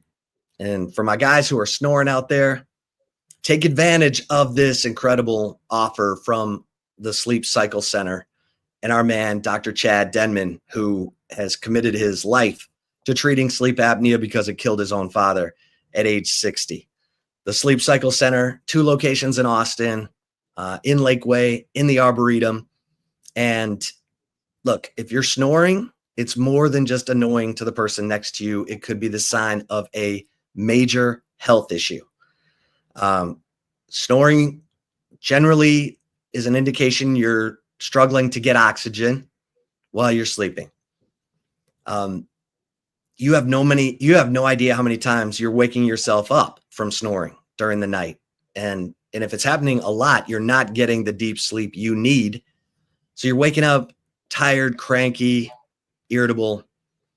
That's no way to go through life. Plus, you don't want to be in that category of a deadly case of sleep apnea. So just go to sleepcyclecenters.com, and Dr. Chad has got all the best technology to treat it. He's got first of all, to detect it. But you go to sleepcyclecenters.com, tell them Texas Sports Unfiltered sent you. They're going to take $100 off your sleep study. Basically, give it away. Make sure you take advantage of this, because the Sleep Cycle Center is the best in the business. Dr. Chad's the best in the business, and we got him right here in Austin. And because of our connection with Texas Sports Unfiltered, you're getting $100 off your sleep study. Take advantage of it today. sleepcyclecenters.com. And hey, Cover 3. You know what? I love the food at Cover 3. Tuesdays, I think you got a flatbread special. Their flatbreads are off the charts. But you got happy hour 3:30 to 6:30 every day, 3:30 to close on Mondays. And the $7 social hour menu with the firecracker shrimp, the bacon deviled eggs. Yeah. Great food, great vibe, great place to hang out with your friends. Cover 3 Anderson, Cover 3 Round Rock, and Cover 2 at 183 in Lake Creek. All right, Zay. So today, first of all, I got to tell you, a tennis team qualified for the city playoffs. That's what I'm talking about. So Saturday at 10 a.m. at Whitaker. You can check out Great Hills taking on all comers, trying to get to the state championship like we did in the last season. But how's today, the knee? How's the knee? I gotta ask that good. first. Okay. Yeah, good. I think all the treatments, it's giving me a chance, you know? All right, that's what I'm talking about. So today I texted you that Rocky Balboa was playing at Wimbledon. Her name is Laura Siegemund. She's a 37-year-old double specialist, and she was on a tear. And I am heartbroken for her because she was playing the number 1 player in the world, Aryna Sabalenka, and she had her. She was up a break in the 3rd set, and her nerves got to her.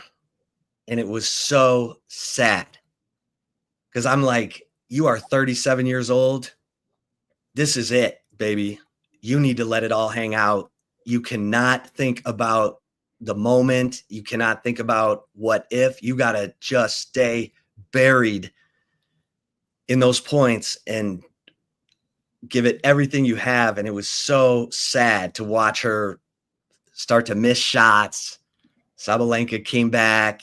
Sabalenka beat her. And it was, we had a real life Rocky Balboa, because if Laura Siegemund had taken down the number 1 player in the world to get to the semifinals, it would have been amazing. A 37-year-old. This is like when Jimmy Connors broke through at the US Open when he was 39. Of course, we got Novak Djokovic out here playing at 38. But back in the day, 37, 39, you got no business being on the court with these people. And it was it was heartbreaking. Because if there's one player you can get inside of her head at the top, it's Arena Sabalenka. She has issues too. Yeah, wasn't she talking crazy about Coco? Yeah. Yeah. She gets all kinds of twisted up in her head. And Sigmund was hitting all these slice shots, drop shots, making her come in, junking it up, and it was working. She was up a break. But it came crashing down. So here's my advice to folks. Don't be afraid of greatness. Don't be afraid to be the best. Don't be afraid when you get your opportunity, your one shot, your opportunity to go get it. Don't listen to that voice inside your head saying, you're not supposed to be here. You tell that fool to go take a swim in the river. Swim with the fishes. Swim with the fishes, because you do deserve to be there. And you do deserve to go for it. And don't think about, don't listen to crazy. Listen to the voice that says, oh yeah, this is your time. Go take it. Because that's what I wanted to say to Laura Sigmund. She had it. It was right there. And she let that other voice get in the way. And now she's going to go to bed tonight and look back on this match and say, damn it, I had that. Don't be afraid to go get what you want. Don't be afraid of greatness. Michael Jordan was never afraid. Nope. Kobe Bryant was never afraid. Nope. Those dudes wanted to kill you. When you get into checkmate, you got to become a terror. You got to make them realize you picked the wrong day to mess with me, and go get it. I love it. Love it. Yeah, I was invested in that match because I'm like, man, we just don't see this. A player ranked 104, 37 years old, out there playing a totally different kind of tennis than Sabalenka's used to. Everybody was cheering for Laura Sigmund. For real? Except for Laura Sigmund when it mattered most. Oh, man. All right, let's get to the right call. Let's get a hell of a chip shot, my guy. For the right call, though, got to give a shout out to Covert B Cave. Automotive dealership that have been doing it in the greater Austin area for over 100 years and been doing it well. If you don't want to take my word for it, listen to these fine folks at Covert B Cave. It's really a family experience. I walked in the showroom today and everybody greeted me by name. How are you doing? What's going on? How's everything going? From a price standpoint, from a customer service perspective, just conversation when you come in, it feels no pressure. I want to buy cars here. The family buying car experience, one of the best that you will ever have. Come and experience it for yourself. Covert, born and raised in Austin. Nobody beats a Covert deal. Not now, not ever. All right, Chip, a couple of stories for you for the right call today. First off, apparently Travis Hunter's uncle is getting out of prison, or is out of prison after serving 25 years. I tell Travis, you better make that brother earn everything he gets if he wants help, because he's going to be coming out with a handout. Uncle Elroy, yeah, we talk about it all the time. It's very ironic that now that you're in the NFL, Uncle Elroy is out and about and it's being filmed and stuff, and people know about it. So be careful, because he was in the pen for a reason.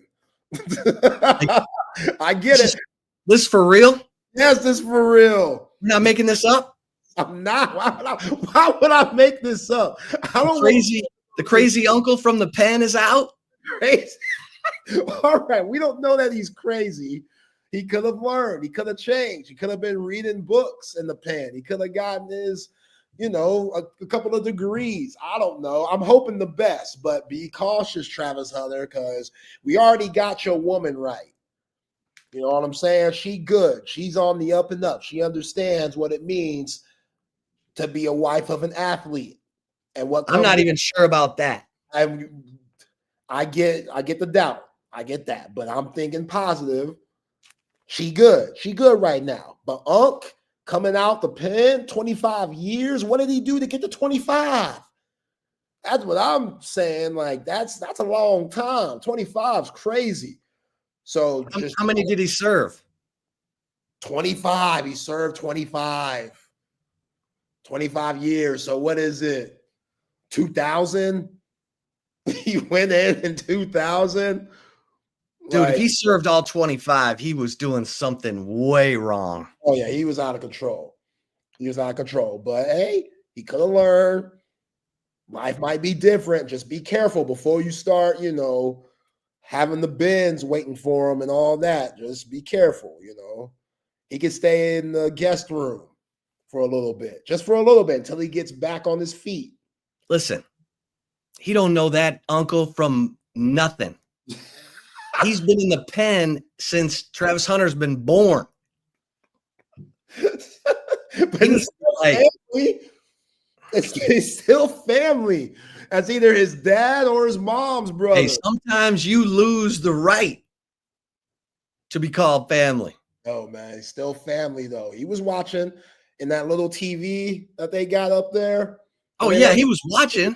He was supporting. He was watching on that little black and white TV with the antenna.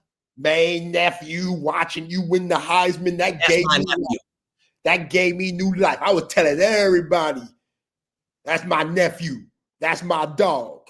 You know what I'm saying? I was just like you back in the day. You should have seen me back in the day.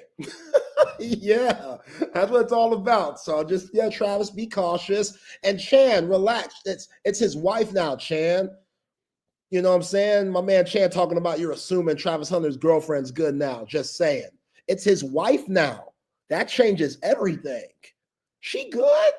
Y'all gotta believe. Y'all gotta believe in some of these women, man. Y'all just think they all out to get us. There's some women that don't have the best intentions, and there's some women that do, and things can change. Hey, nephew, let me hold something. Yo, you got to make him work for it. Make him your bodyguard. That's what you need to do. Bodyguard. Bam. We got him a job. Bodyguard. Driver. Basic stuff. Nothing crazy. We're not going to the club, Unc. You good with Chipotle sometimes, Unc. We don't need to be going to Benihana's every week. You don't need Cheesecake Factory every week. Be cool.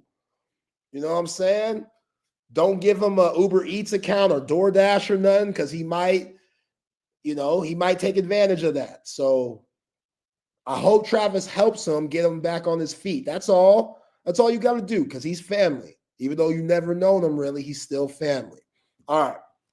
We got to get to this conversation because my man Patrick Davis talked about it a little bit yesterday. I got to get to it now because this is one of my favorite players of all time who has lost his mind once again.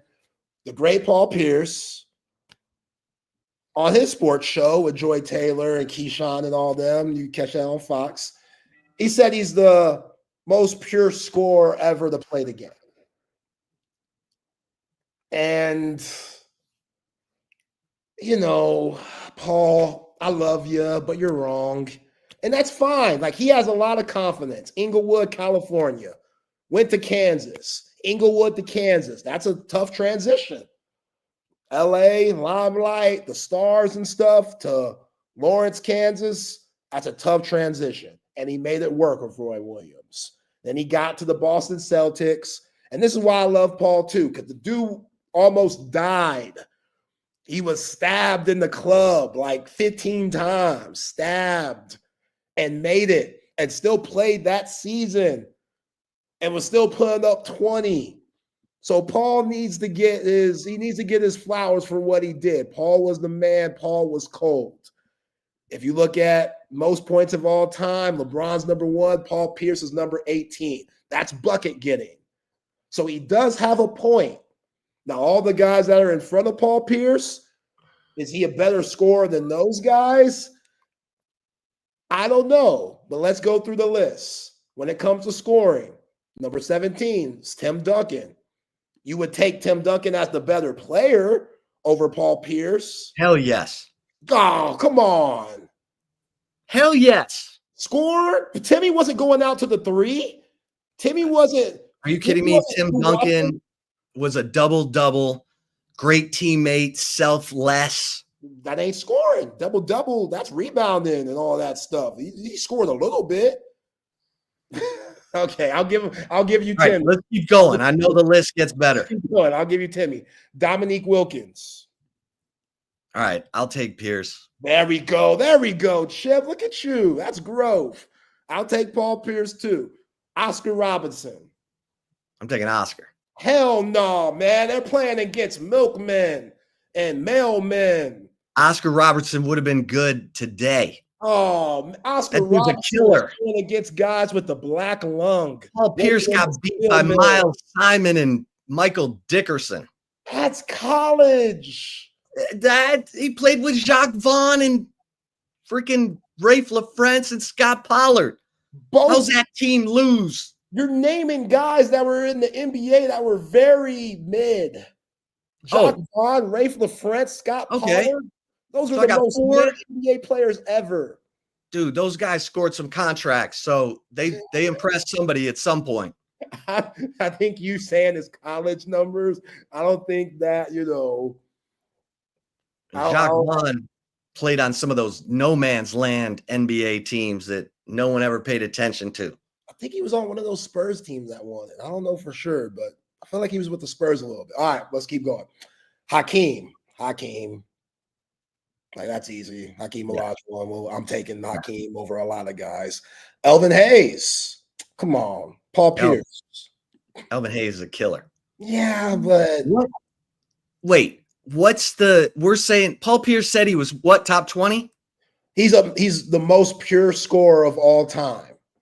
So this is one when Kevin Durant got traded. I think this is how that came up. Paul Pierce. I'm taking Paul Pierce over Elvin Hayes, man. Those guys that played in the Black Lung era, it gets very murky for me. Right, Moses Malone. I'm taking Moses. Moses is a killer. Yeah, I'll take Moses, I guess. James Harden. I don't want either of them. You're so petty, man. Ball stopper. I'll take Paul Pierce there because he wasn't as isolated. Yeah, Paul's got a ring. Let's do that. Carmelo. I gotta go Melo. When I saw my man Melo, which I'm going back to college here, so I sound like a hypocrite. But when I saw what Melo did to my man Royal Ivy, I'll never get that out of my mind. Talk about traumatized. And then it goes to Shaq and KD and Wilt Chamberlain, Dirk, Jordan, Kobe, Karl, Kareem, and then LeBron. So guys have a hard time having LeBron up there at the top because people have put out this narrative somehow that LeBron James has no bag and is just one of the fakest scorers of all time because they think he just uses his size to get to where he wants, which is true to a certain extent. LeBron using his size is the man, but I don't know. It's just, let's not hate on Bron for not having a bag when this dude's at number 1. Y'all sound crazy. But let me bring in my open gym guys. Patrick, Matt, you fellas were talking about it yesterday. Paul Pierce talking crazy. I love Paul. I'm a little biased because that was someone who I modeled my game after when I was back playing. Like me and my pops, we would watch Paul Pierce film because my pops was like, oh, this is a husky guy getting buckets. Zay, you're a husky guy that's slow, that can't move, that doesn't have much athleticism. If this guy could do it, then you could do it a little bit, Zay. And it never worked out for me. So yes. No, look, I mean, here's the reality. He said he's the best pure scorer. He was never the best pure scorer in the league when he was in it. He never was that even. So he was never the best pure scorer in the NBA while he was playing. So it's a completely asinine argument because we don't even have to go to generations and go, well, yeah, but Michael's a better and Kobe was always better than you and Allen Iverson was always better than you. Kevin Durant was always better than you and LeBron was always better than you. Like they were always just better scorers than you. And everyone in the league would have taken them above you in every metric. Yeah. Like you can go, man, I was a really great player. And maybe if I didn't get saddled on a team where it wasn't really great, but that's also partially my fault because all I wanted to do was score, and I did not care about winning basketball games for the first until Kevin Garnett and Danny Ainge and everybody told me that winning was actually fun. I sat around and me and Anton J. Well, who was it? Who was Antoine Walker? We just sit around and shoot threes. And like it was, it was just the best pure score in NBA history. Let's just start the conversation with a blatant lie. I'm the best pure scorer in NBA history. Like, dude, you weren't the best pure scorer in the NBA when you were playing. Like, if Allen Iverson wants to say pound for pound, I'm the best pure scorer, then we can go pound for pound. Let's have that conversation. That Allen Iverson at his size was amazing at what he was able to do scoring the basketball in his prime. But Paul Pierce doesn't even have that. Like, there's no argument where it works for him. Yeah. He was good. He's a top 75 player. He's a Hall of Famer. But yeah, you're right. Like T-Mac, I know a lot of these conversations because people compare T-Mac to Kobe, and all the Kobe folks were getting a little heated, which there was a point of time where T-Mac was right there with Kobe. It didn't last because T-Mac had all the injuries and stuff, but there was a point of time where I think if you would have put T-Mac in the Lakers jersey and Kobe in a Magic jersey, you probably would have had the same outcome. But Kobe, Mamba mentality, all that stuff, and no one likes to hate on the guys that aren't around anymore because it's disrespectful in a way. Yeah. Which I've never been one of those guys. Like I can pay respect to somebody, but also keep it real. You know, like Kobe was incredible, but he did have his flaws too. So let's not act like he didn't just because he's not with us anymore. God bless his soul. No, Kobe got put in it's like all the guys that went to the Spurs, and you go, yeah, if Tony and Manu weren't on the Spurs, they wouldn't have been Tony and Manu most likely. If Kobe doesn't get to go through his early part of his career with Shaq, where he really has the most dominant player in the NBA on his team, then, you know, who knows what happens? Because if he has a bunch of losing seasons and he's just trying to take over games and doesn't learn how to do the teamwork stuff and doesn't have that early part where he can be great and win 3 titles before he's really mature enough to be a really all-around player and then take Pau Gasol for some more titles. Like, who knows where his career ends up? And T-Mac never really had that. But, I mean, T-Mac was also wanted to be his guy. So, I mean, I think that there's part of it of you go, it does matter where you end up, and that's why. But, I mean, Kobe also was like, I don't want to end up on one of those teams. I don't want to be a loser and go into that. Ace Bailey said that, but he wanted to go to Washington, so I have no idea what Ace Bailey wanted. I don't know what he was doing either. But did you see that the NBA took his coach away? That Ace Bailey's agent's son was going to be like a assistant coach in the Jazz's summer league team, and the NBA said no, not happening. Like you're not pulling this, and Jazz don't placate him. Like we're not giving anything to Ace Bailey. Ace Bailey's not good to be asking for all these things. Not good enough to be asking for all these things. If he was actually 6'10", I'd let him do it. But you can't be like 6'6", saying you're 6'10", and then doing that. You gotta be it. Yeah, honest. Fellas, I'll let y'all roll. Appreciate you, brother. I'm out. Later, Zay. Good to see you, Zay. Always good to have the lead up there with Chip and Zay. We apparently got Chip so mad just talking about Paul Pierce, and he ran away. Welcome in to Open Gym here on Texas Sports Unfiltered. Myself, Patty Davis, alongside Matt Galatzan. What were you gonna say, man? I mean, let's be honest. Dirk Nowitzki's a better pure scorer than Paul Pierce ever was. I mean, I would say at different points of their career, Dirk definitely had the edge. There's probably a few years Paul Pierce was a little bit better, but as a team, as a player, Dirk was always better. Like as an overall player doing everything he needed to do. I'd say there was points where they were about the same and stuff like that, but overall you would always take Dirk over Paul Pierce. Because of the time. Yeah. So Steph would be up there now too. Like, and I get there's a weird thing about shooters versus scorers too, CB, that like there's a weird part that it's like you score all these points, and KD kind of fell into that. Because KD was always this guy that they go, well, he's a shooter, not a scorer, because scorers had to be able to attack the basket better. KD could attack the basket, so can Steph, so can all these guys. But there's always like, no, he's a shooter, not a scorer. And that just means you can't shoot as well. Usually that's what they mean. Is the guy they like isn't as good of a shooter. I didn't see the whole clip. Did he say he was a better pure scorer than LeBron? I mean, I can play the beginning of it. Here, I'll play. I pulled a video yesterday. You only need the first 8 seconds of it. Probably the best pure scorer ever in the history of the game. There you go. Okay, yeah. That's all you you're need. not. That's the quote. That's not out of context. He literally says that, so that is the quotes. He's really put himself right up there with like Gilbert Arenas and Rashad McCants and Kendrick Perkins as some of the dumbest NBA personalities there are. I mean, and that's the thing is there's guys, and Paul Pierce sometimes knows because he was extremely good, but he just can't get over the fact that he wasn't better than those guys, and there's no way to change that.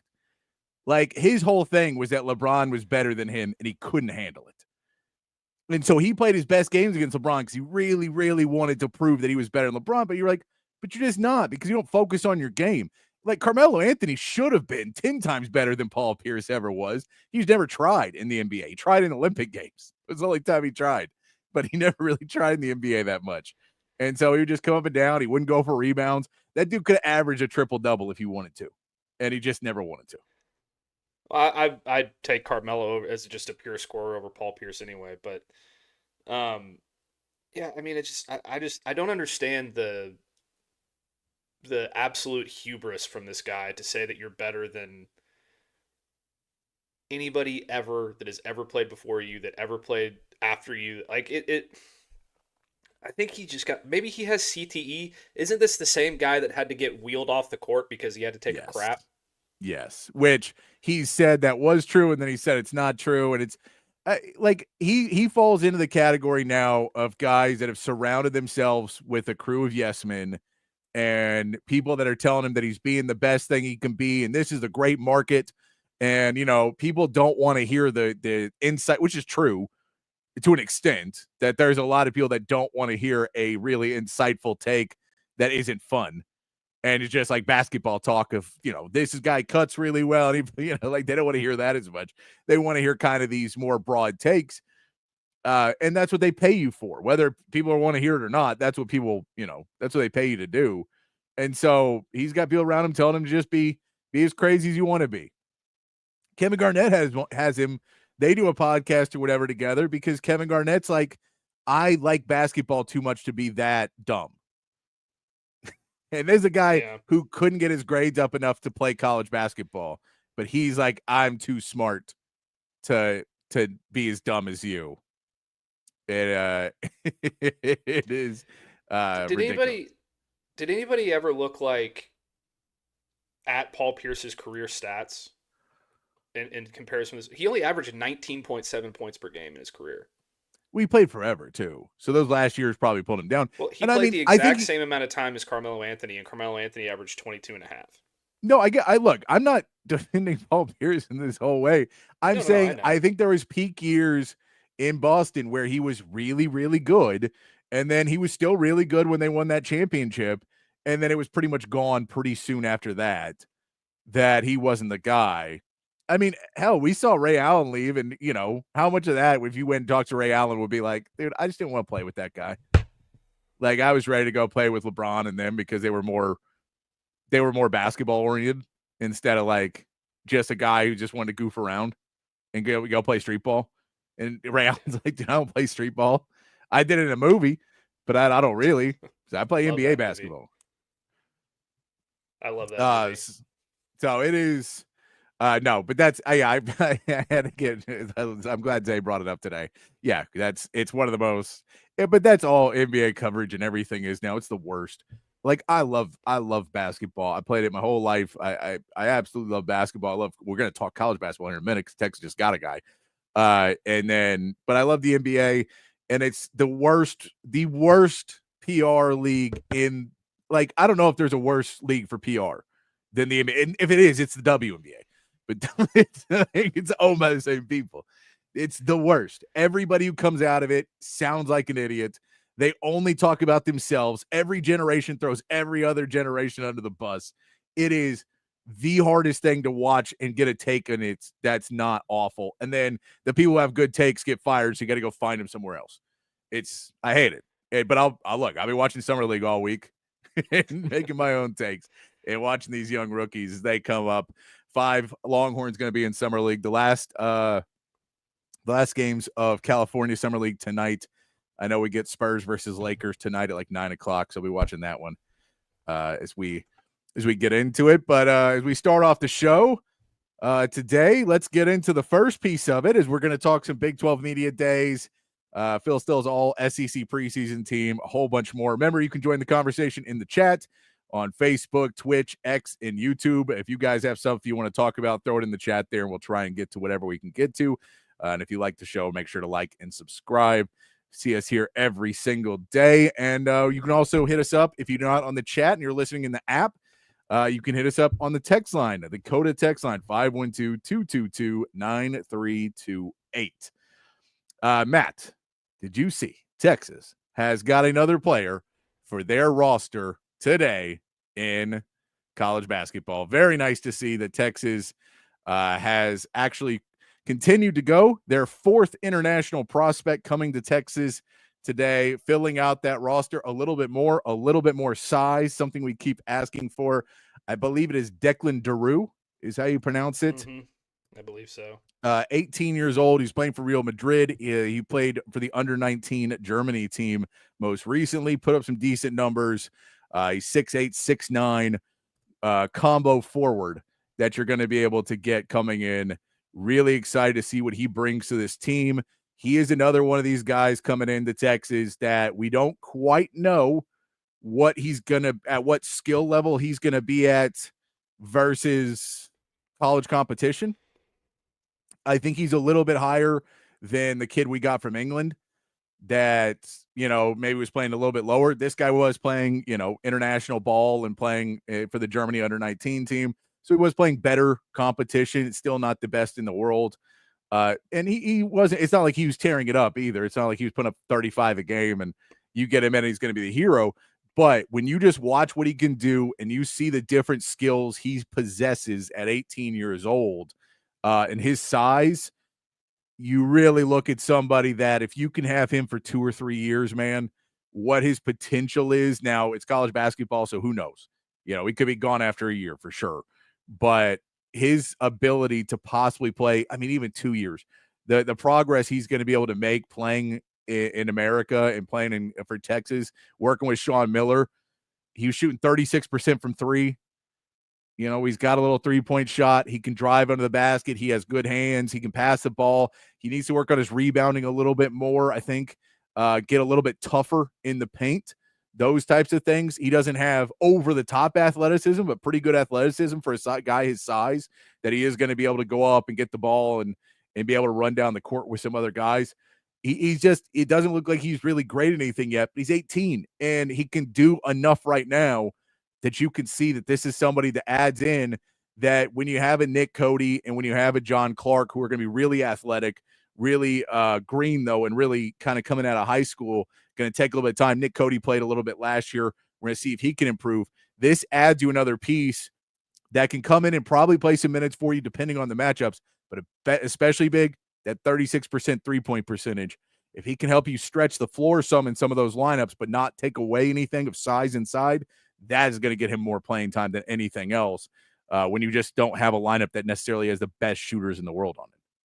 Yeah, that's something we've been saying about this Texas roster since Sean Miller got here, is we need to find some shooters, right? And getting a guy that can shoot 36% and pretty solid competition in the FIBA under-19 league. That's, like you said, it's not the toughest competition in the world, but it's some guys that are going to play professional basketball, and it's a pretty fierce competition over there. But he can stretch the floor, he can guard multiple positions. He 11.4 points, 5.3 rebounds, 1.1 assists in 26 minutes for the Germany team. That's pretty solid. You can't really ask for more than that. The tools are there. It's up to Sean Miller to develop them. And Patrick, we all know my affinity for German basketball players. So I'm pretty excited about this. I think this is a guy who in the right situation, the right matchups, could come in, play, 10, 15, 20 minutes a game sometimes, give you another element to your wing, and he's going to be able to switch onto smaller and bigger defenders and not be too mixed up with any sort of matchup disadvantages there because of his size and his athletic ability. So I think this is a good pickup for Sean Miller. It's a nice way to kind of round out the roster heading into the latter half of the summer. Yeah, I really like the fact that he has brought in a lot of size to this team, and it was very apparent at a certain point that he was kind of trying to just go, we just need a lot of depth at size, and we'll be able to, kind of put together the point guard position, put together the shooting guard. We'll have those guys. We got Tremont Mark coming back, Jordan Pope's coming back, Kendall Weaver, Simeon Wilcher you brought in. So you're like, okay, we feel pretty good about our guys in that position, but that forward to center, we're just going to need a lot of guys, and we need guys that if we get in foul trouble, we can keep throwing guys out there. You saw in last season, you get a couple fouls and the game just kind of swings and no one can play physical anymore. You're talking about a bunch of guys you can throw out there to play defense now if someone gets in foul trouble. I mean, you look at that position between the 4 and the 5, Modest, Vokatitis, Lucina Traore, who just got cleared for all his basketball activities and is back working out again. Dalen Swain is 6'8". You also have John Clark and Nick Cody, the two young guys, the two recruits that are there. Cam Heidi is 6'7". He wants to play inside. He plays a little bit of that power forward too. And then Declan Daru is another guy that you have in there. And then Luis Obiora or something. I can't remember his name. Sure. But he's a 7'2" kid out of England. He's going to be super green. I don't expect him to see the court at all. Maybe he'll see it a little bit during non-conference if he plays some, teams that are not really as good. But it gives you just a lot of options of big guys that Texas hasn't had. I mean, you look last season, it was Caden Shedrick, man. And that was really – and once Caden Shedrick was out of a game, you were really trying to struggle to put in guys that could be a little bit bigger. And, anyone who could play any minutes and not get in foul trouble. And so I think it's pretty cool to see that they've really tried to address that, and Sean Miller's tried to address the issue of size. Now, are you going to, you're going to have to work on some speed. I think that's when you'll see lineups with Swain and Heidi maybe playing a little bit more, and we'll see if Daru can run that court or Traore is going to be able to run the court. But you're really trying to be able to open up your options. Texas hasn't really had a roster, I don't think, in the last 3 or 4 years where I felt like when we get down to 8 deep, there's going to be good players sitting behind it. Normally you're not, no one behind that's not playing really deserves playing time. And that could be happening this year, that some guys near the end of the season are going to be losing some minutes, but they're still good players. And you have to have that, because when there's injuries, which are inevitable in basketball, inevitable in all sports, what are you going to do when that guy gets hurt and there's no one else on your roster who should be getting minutes? And Texas ran into that last year. Yeah, I mean, when Caden Shedrick was in foul trouble last year, you had to throw, Inyema out there. Yep. And then Arthur Kaluma was like probably your next biggest guy that you could put on the court, and he was 6'7". So now you've got 5-6 guys who you can throw into that rotation. You can now match up a lot better against teams that like to play two big guys, like a Michigan last year in the NCAA tournament, or an Auburn who had multiple big guys they could throw at you. Now Texas is much more well equipped to deal with those kinds of matchups, which is great to see, because in Tennessee SEC tournament last year, they just got dominated down low, and they struggled against teams that had more size. And it seems like they're much better equipped this season to deal with all that stuff. It's a much deeper team. It's not as top heavy with a lottery pick like Trey Johnson in there, but you got a lot more depth and continuity throughout your roster, I think, this year. And in my opinion, a better basketball coach who's just going to know how to coach the X's and O's a lot better than Rodney Terry did. So I think it should work out pretty well for him. Yeah, I mean, that's what it really comes down to at the end of the day. Is last year you had a guy that you could get the ball to late in games, and you had a guy that you could really trust with the basketball to try and go get you points. We talked about Paul Pierce, true scorers, and that was Trey, true scorer. But you don't really have that now. I think Tremont Mark wants to be more of that guy. He's going to have to step up and be more of that guy this year because you don't have anyone else who's going to be really dominant with the ball. You want to maybe go inside out with some of these players as well. But I don't know how many of the guys you have can really do that well enough. And if they can, do you have the 3-point shooters on the other side of it to get that to go in? We'll see if Jordan Pope can maybe get a resurgence in the Sean Miller offense. But this is going to come down to Sean Miller really having a primo offense and bringing something in where multiple guys are going to be able to get the ball. Kendall Weaver should take another step forward offensively as well, being healthy over the offseason. At the end of the day, I'm pretty excited for next season. I don't think that this is a team that is still necessarily ready to take on the world. This is maybe, if you're lucky, a Sweet 16 team right now. And if you get really, really lucky in Elite 8, depending on who steps up. But I think Sweet 16 is kind of your peak because you don't have that star player unless somebody all of a sudden steps up and becomes that guy. I don't know who it would be because they just don't know. I don't think anybody on this roster necessarily has the overall ability that I've seen them with the ball in their hands and think that guy can take over a game. I don't know who can take over a game on this team. But if someone finds a way to be able to do it, who knows what they'll be able to do. So there are some issues with it still, but bringing in another 6'8", 6'9" guy who can shoot threes, go inside, he's going to have to get tougher to play in the SEC. I saw him block some shots. I've seen some videos of different stuff. I haven't seen a ton of video of him. And this is just because, he signed this morning and I'm not going out and watching full games of Germany's under-19 team. I don't know where I find him even. But I don't know how much he's going to go inside and actually bump with some of these SEC players that, have been brought up to do it. And they're 6'6", 6'7", but they just want to play physical. He's going to have to learn how to do that a little bit more.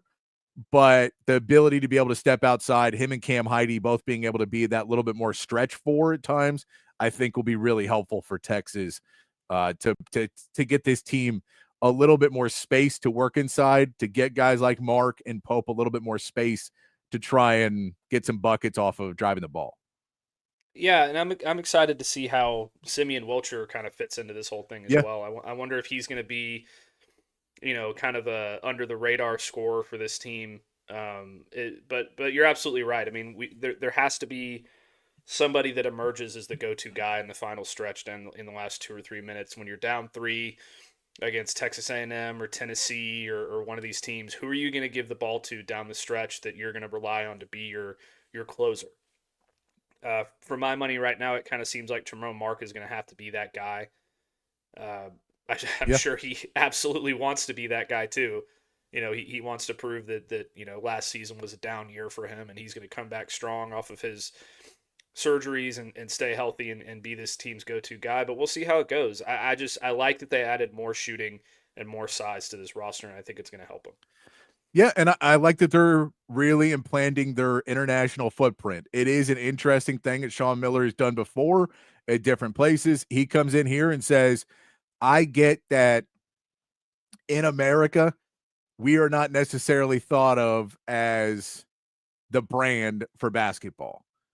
That other schools are going to are going to be able to sell their history of basketball and everything else. Even in Texas, Houston right now is thought of as the basketball team with Kelvin Sampson. They keep making it back to the Elite Eights and Final Fours. So you look at Houston, and that's probably the team in Texas right now. Baylor has that national championship.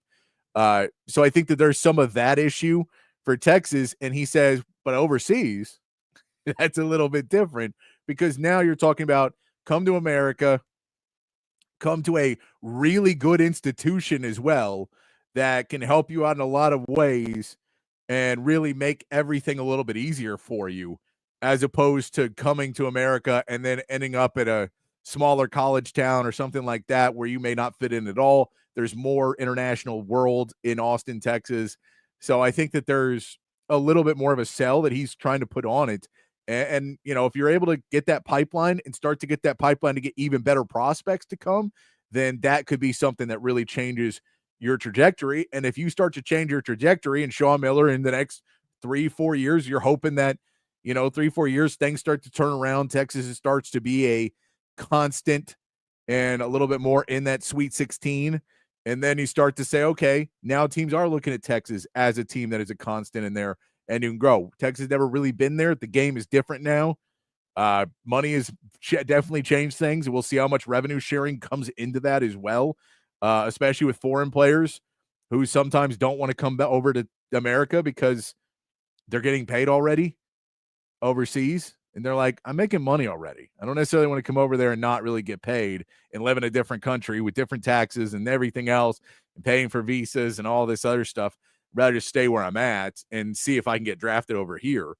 I appreciate that Sean Miller's trying to take a different approach and not just settling, because I think especially for his first year, he could have settled a little bit more, not brought in a Daru, not brought in an Obiroa or somebody like that, and maybe just said, no, we're going to get a couple guys, but really I'm not going to care about constantly just trying to find anything so I have a chance to win next year. Yeah, and I was reading through this guy's bio, and he's coming from Real Madrid as well, which is where a little known guy named Luka Doncic played his entire European career before he started doing FIBA and started doing the NBA. So he's getting some good coaching over there. I mean, there's not many better basketball academies in Europe than the Real Madrid Academy, so that's a positive as well. But I'm with you. I'm glad Sean Miller's embracing the international thing. He hinted to that during his introductory press conference, and he's really followed through with it. Hopefully in a couple of years, we see a couple of these guys, really make their way into the lineup and start to produce. And then that kind of has a snowball effect of, okay, if you want to come over from Europe and find a place where you can be successful, we have a history of it. So hopefully this is the start of that there. And it could end up being a big thing for them. It may not. These international recruits can go, one way or the other, just like a high school player. But it's certainly a good start for Sean Miller, and I'm excited to see where it goes. Yep, definitely excited to see where it goes. But that is your new player for next season, not in the 2026 class. I know there's another player that is lowered, that has put his Final Four out in Texas, still on the recruiting trail for basketball, as well as they try and bring in a few recruits. It's basketball recruiting is way different, because if you get 3 recruits in basketball recruiting, great class. You're pretty much wrapped up with 2 or 3 recruits. You don't try to bring in too many guys. Transfer portal is huge, and now we see internationally. Sometimes they'd rather go international and get someone with a little bit more experience, someone who has played more professional ball than high school ball and AAU and stuff like that. That may not translate as well. And I know AAU is a whole different thing now, because there are certain people who think it's still the bee's knees and everything that works and is great in basketball. And then every ex-NBA player will tell you AAU is the most worthless thing that ever existed. Like every ex-NBA player's kid has been pulled out of it. It's like they're pulling everybody out of it. Like they don't coach you there. It's terrible. Yeah. I've been to a couple of AAU tournaments, and it's just it reminds me of 7-on-7 tournaments in football, where it's just kind of a, unorganized mess of kids just like going out there and doing whatever they want to do. Yeah. And like 7-on-7 tournaments, like I did this one time. I was at a 7-on-7 tournament in Dallas. Jonte Cook was playing for DeSoto's team. He scored a touchdown, came off the field for the next possession. I interviewed him after he came off the field while he was still playing a game, and then he went in the next possession and scored a touchdown.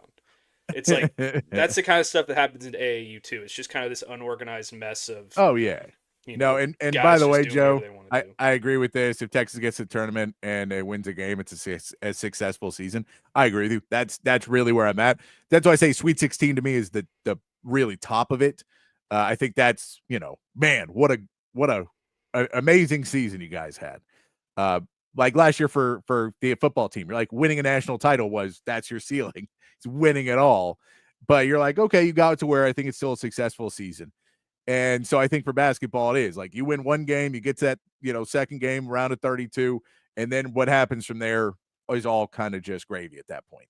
I'm all for that. But yeah, the AAU thing, it's like, and this is something, with the college coaches I've talked to on the sidelines before, and the analysts, it's always kind of this thing about people leaving early, and people, guys that are not necessarily top picks, and they're like, this is such a bad thing to leave early, because in college you get better and you learn in practice, and then you play games, and in the pros you get better playing games. You don't practice that much. One of the Spurs players said, I think they had 8 practices last year. And they're like, people don't get how little they actually practice, like actual setup practice. They do shoot arounds, they do walkthroughs, they do all these other things, but like actual full on practices during the season, they don't do a lot because they're just beat up. They're constantly playing, so they don't really have a ton of real practices. You have stuff where you get ready for the game, you have stuff to keep you playing well, but real sit downs, trying to learn plays, do all this other stuff, we're actually out on the court, that's preseason. So if you're a player who leaves college and goes to the pro, and now you're not playing, you're not getting better. And so that's why they say you should stay. But that's kind of when these guys are playing overseas, you come to America, you go to college, you get that college practice where you really can get better and better in your practice. And that's what I say is AAU is modeled more after the NBA of like, no, you'll get better by playing games. You're like, no, you won't. Not if there's not if none of this matters. It's just kind of a cash grab. So, but a little fun there. We get another player in for Texas. We also saw Matt at his Big 12 Media Days. Did you keep up with any of the Big 12 Media Days today?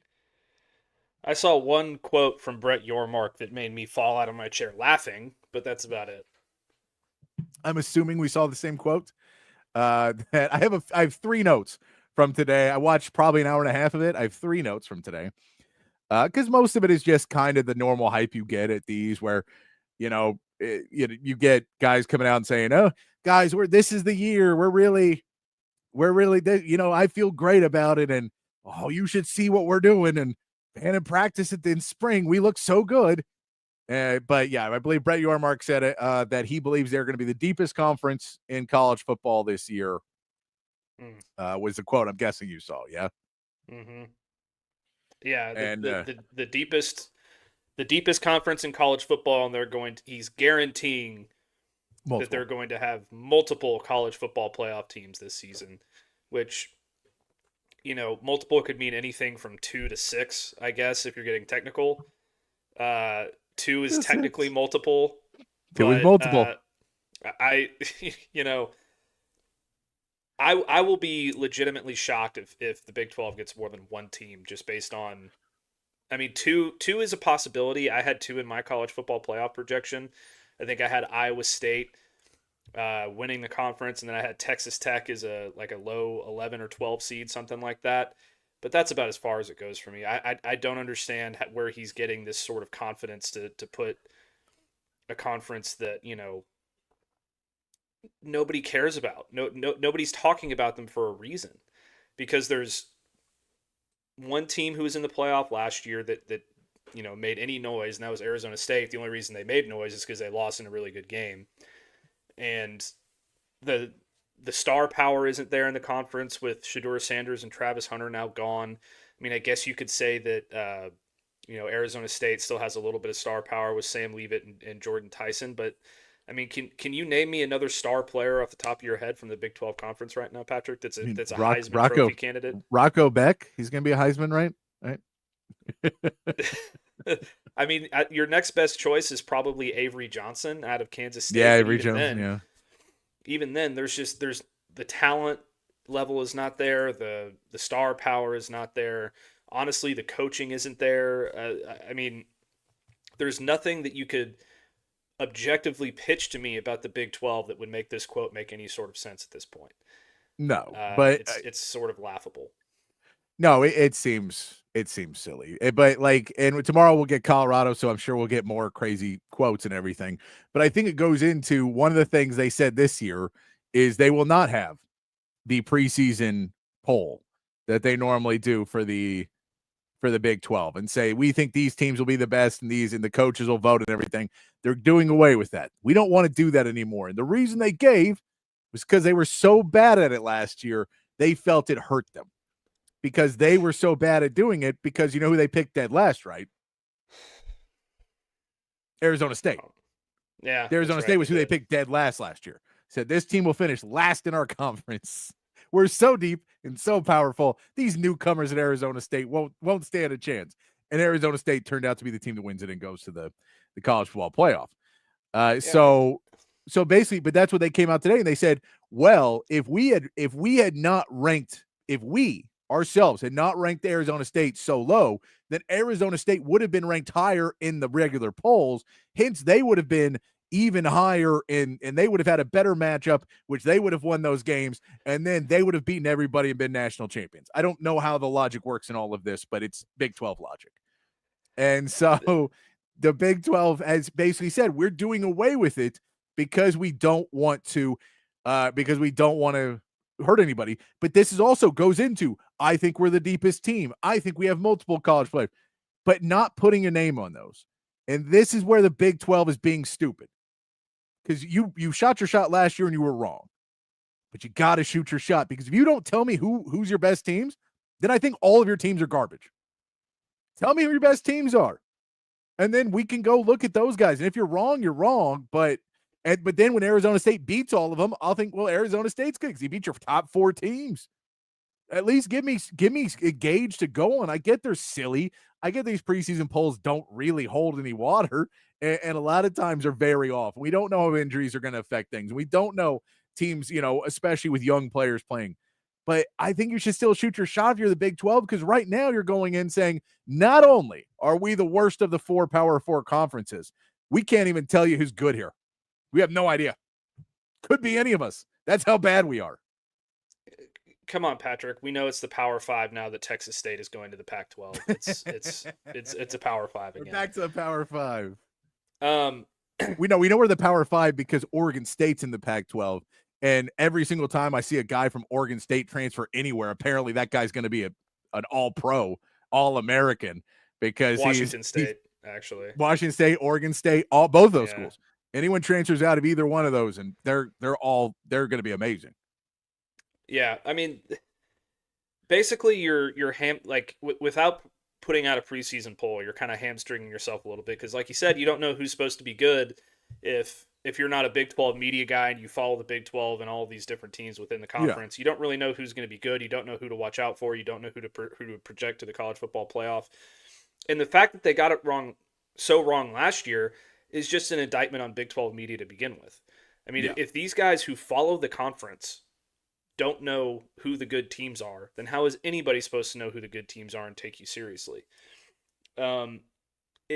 It doesn't take that much research to kind of figure out who's going to be on top in this conference. If you gave me, a venti Starbucks drink, an hour, and a laptop, I could give you a Big 12 poll, and I would probably be 85 to 90% on the mark with that thing. It's not that hard. It's going to be Texas Tech. It's going to be Arizona State. It's going to be Iowa State and Kansas State. BYU was going to be in it. Now they lost their quarterback due to all those shenanigans over there in Provo. Because he had sex. And yeah, I mean, he was a naughty boy. They had to send him away. So yeah, there's 4 teams in there that are very easy to project as contenders in the conference. There's going to be somebody that comes out of nowhere. There always is in these conferences. Can you ever project that? Probably not. I mean, I don't think a lot of people last year had Texas A&M 1 game away from playing for an SEC championship.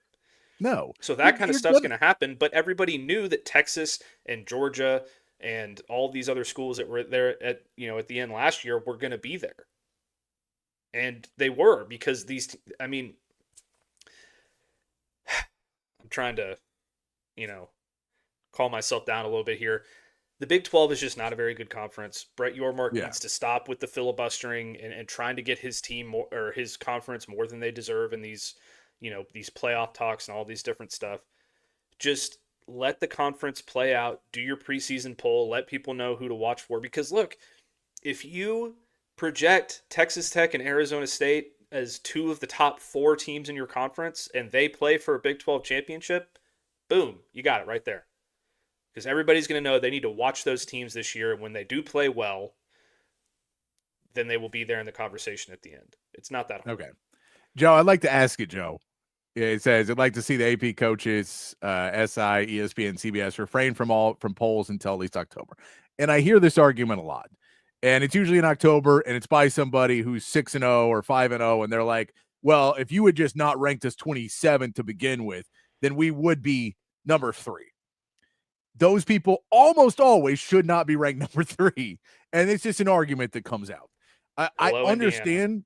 I understand the concept of it, of wait until we see it on the field. I agree with that. I think that there is. So I'm more on the edge of there should be them preseason, and then they should make actual adjustments. If Ohio State loses 2 games, they should drop way further than 10. They won't, but they should drop way further than 10. If Texas loses 2 games early, they should drop below 10. And like whatever school it is, they should drop below 10. You know, if you have 2 losses in the first 4 weeks, 5 weeks, then drop out. I'm fine. And they win out, they can claw their way back up. I'm fine with polls squirming around a little bit more than they do, and bigger pieces moving. I'm fine with that. The whole we shouldn't tell anybody until we see it. That gives me too much recency bias as well, that there's teams that, you know, always look really good at some point, and they're like, well, now they need to be 5. And now we're going to go on the whole same problem that, you know, a team who doesn't schedule anybody and wins every game by 80 points is going to be your number 1 team in the country. And later in the season, when everyone knows they're flawed, they'll be 7 because they'll keep winning games, but they'll be winning, and everyone will be like, oh, that's not really a top 10 team, but they'll be 7 or 8 because we start in October, and people just be like, no, don't schedule anything good early. It'll hurt your ranking. You want to start out and go 5-0 because then you'll be a top tier team. Indiana is the best argument against this that you could possibly have, because they scheduled an absolute cream puff schedule in their non-con.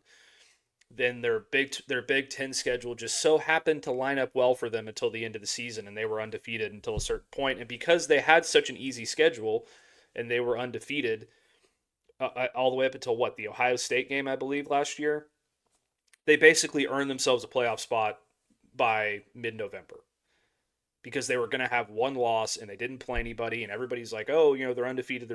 But they never should have been there, and they got killed in the playoff because of it. And, you know, to the Brett Yormark thing and then the Big 12 thing, you don't have to project these teams as top tier teams for them to make the playoff either. I don't remember Indiana being a projected near the top of the Big Ten last year. And yet they made it. Yeah. And they made the playoff. Like, you know, I'm fine with preseason polls. I think that there should be a little bit more leeway as they go along. Yeah. And there should be a lot more moving back and forth. I think it's horrendously stupid that if a top 5 team loses in week 1, that they don't drop out of the top 10 or top 15, because you just should. Yeah, no, I get that there's concepts of, like, I realize that there are people who will go out, and because they rank the team high early, they don't want to admit they're wrong, and so they won't move them down. And I get that.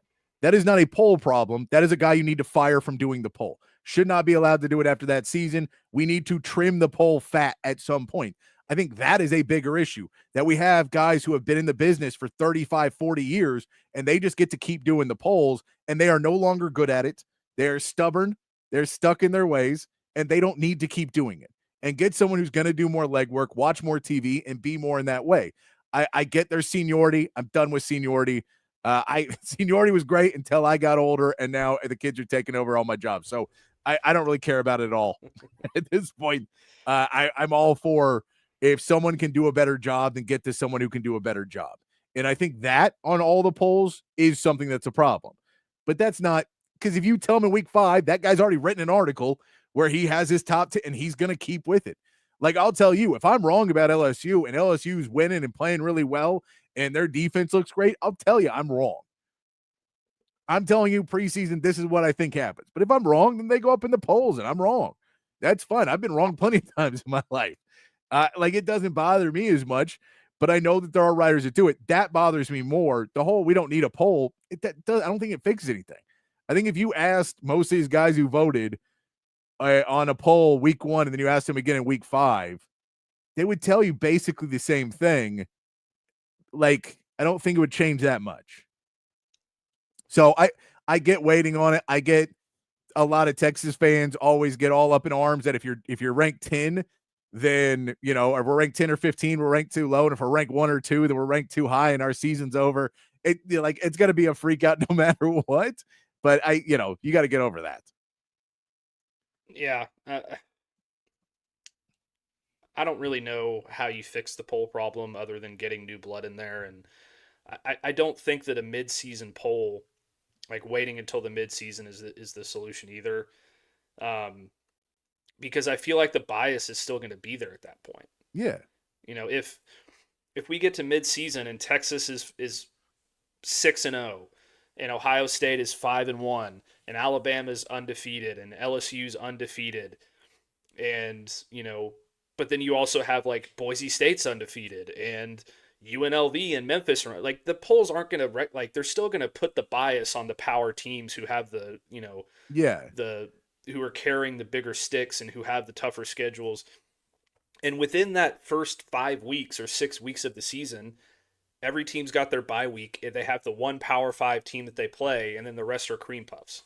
That's just how it goes. It's not going to change anything because they're just like it.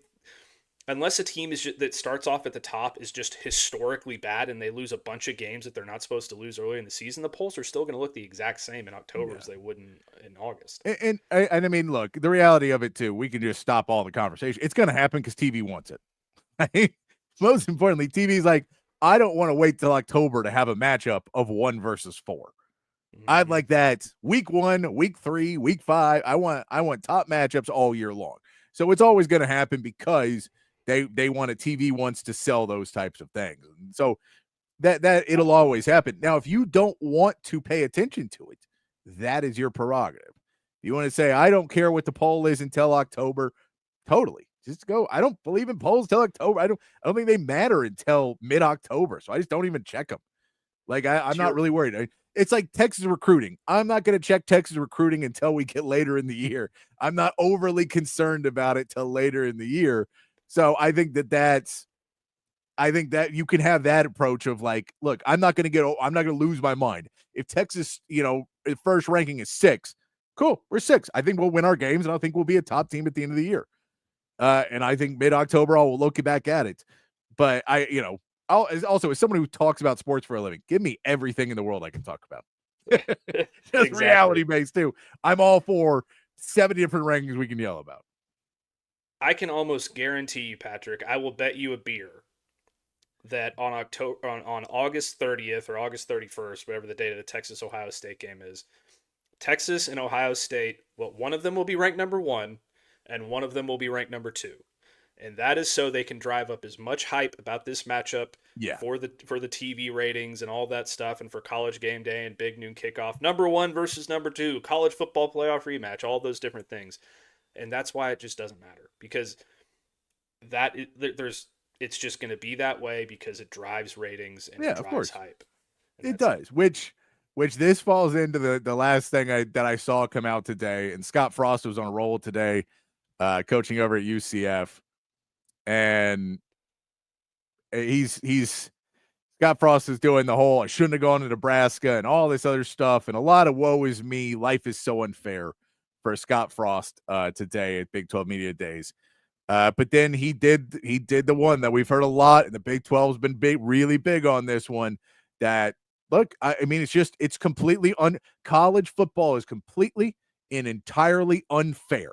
And until it is fair money-wise, there's not a chance. I don't know why you're expecting me to win a football game. I know we play in conference and all of us have the same TV revenue deal, but that doesn't matter because overall this is about money. And Scott Frost came out and said it's part of the game you play on the field and the other part comes from money. And without money, you can't win. And he went into the whole thing.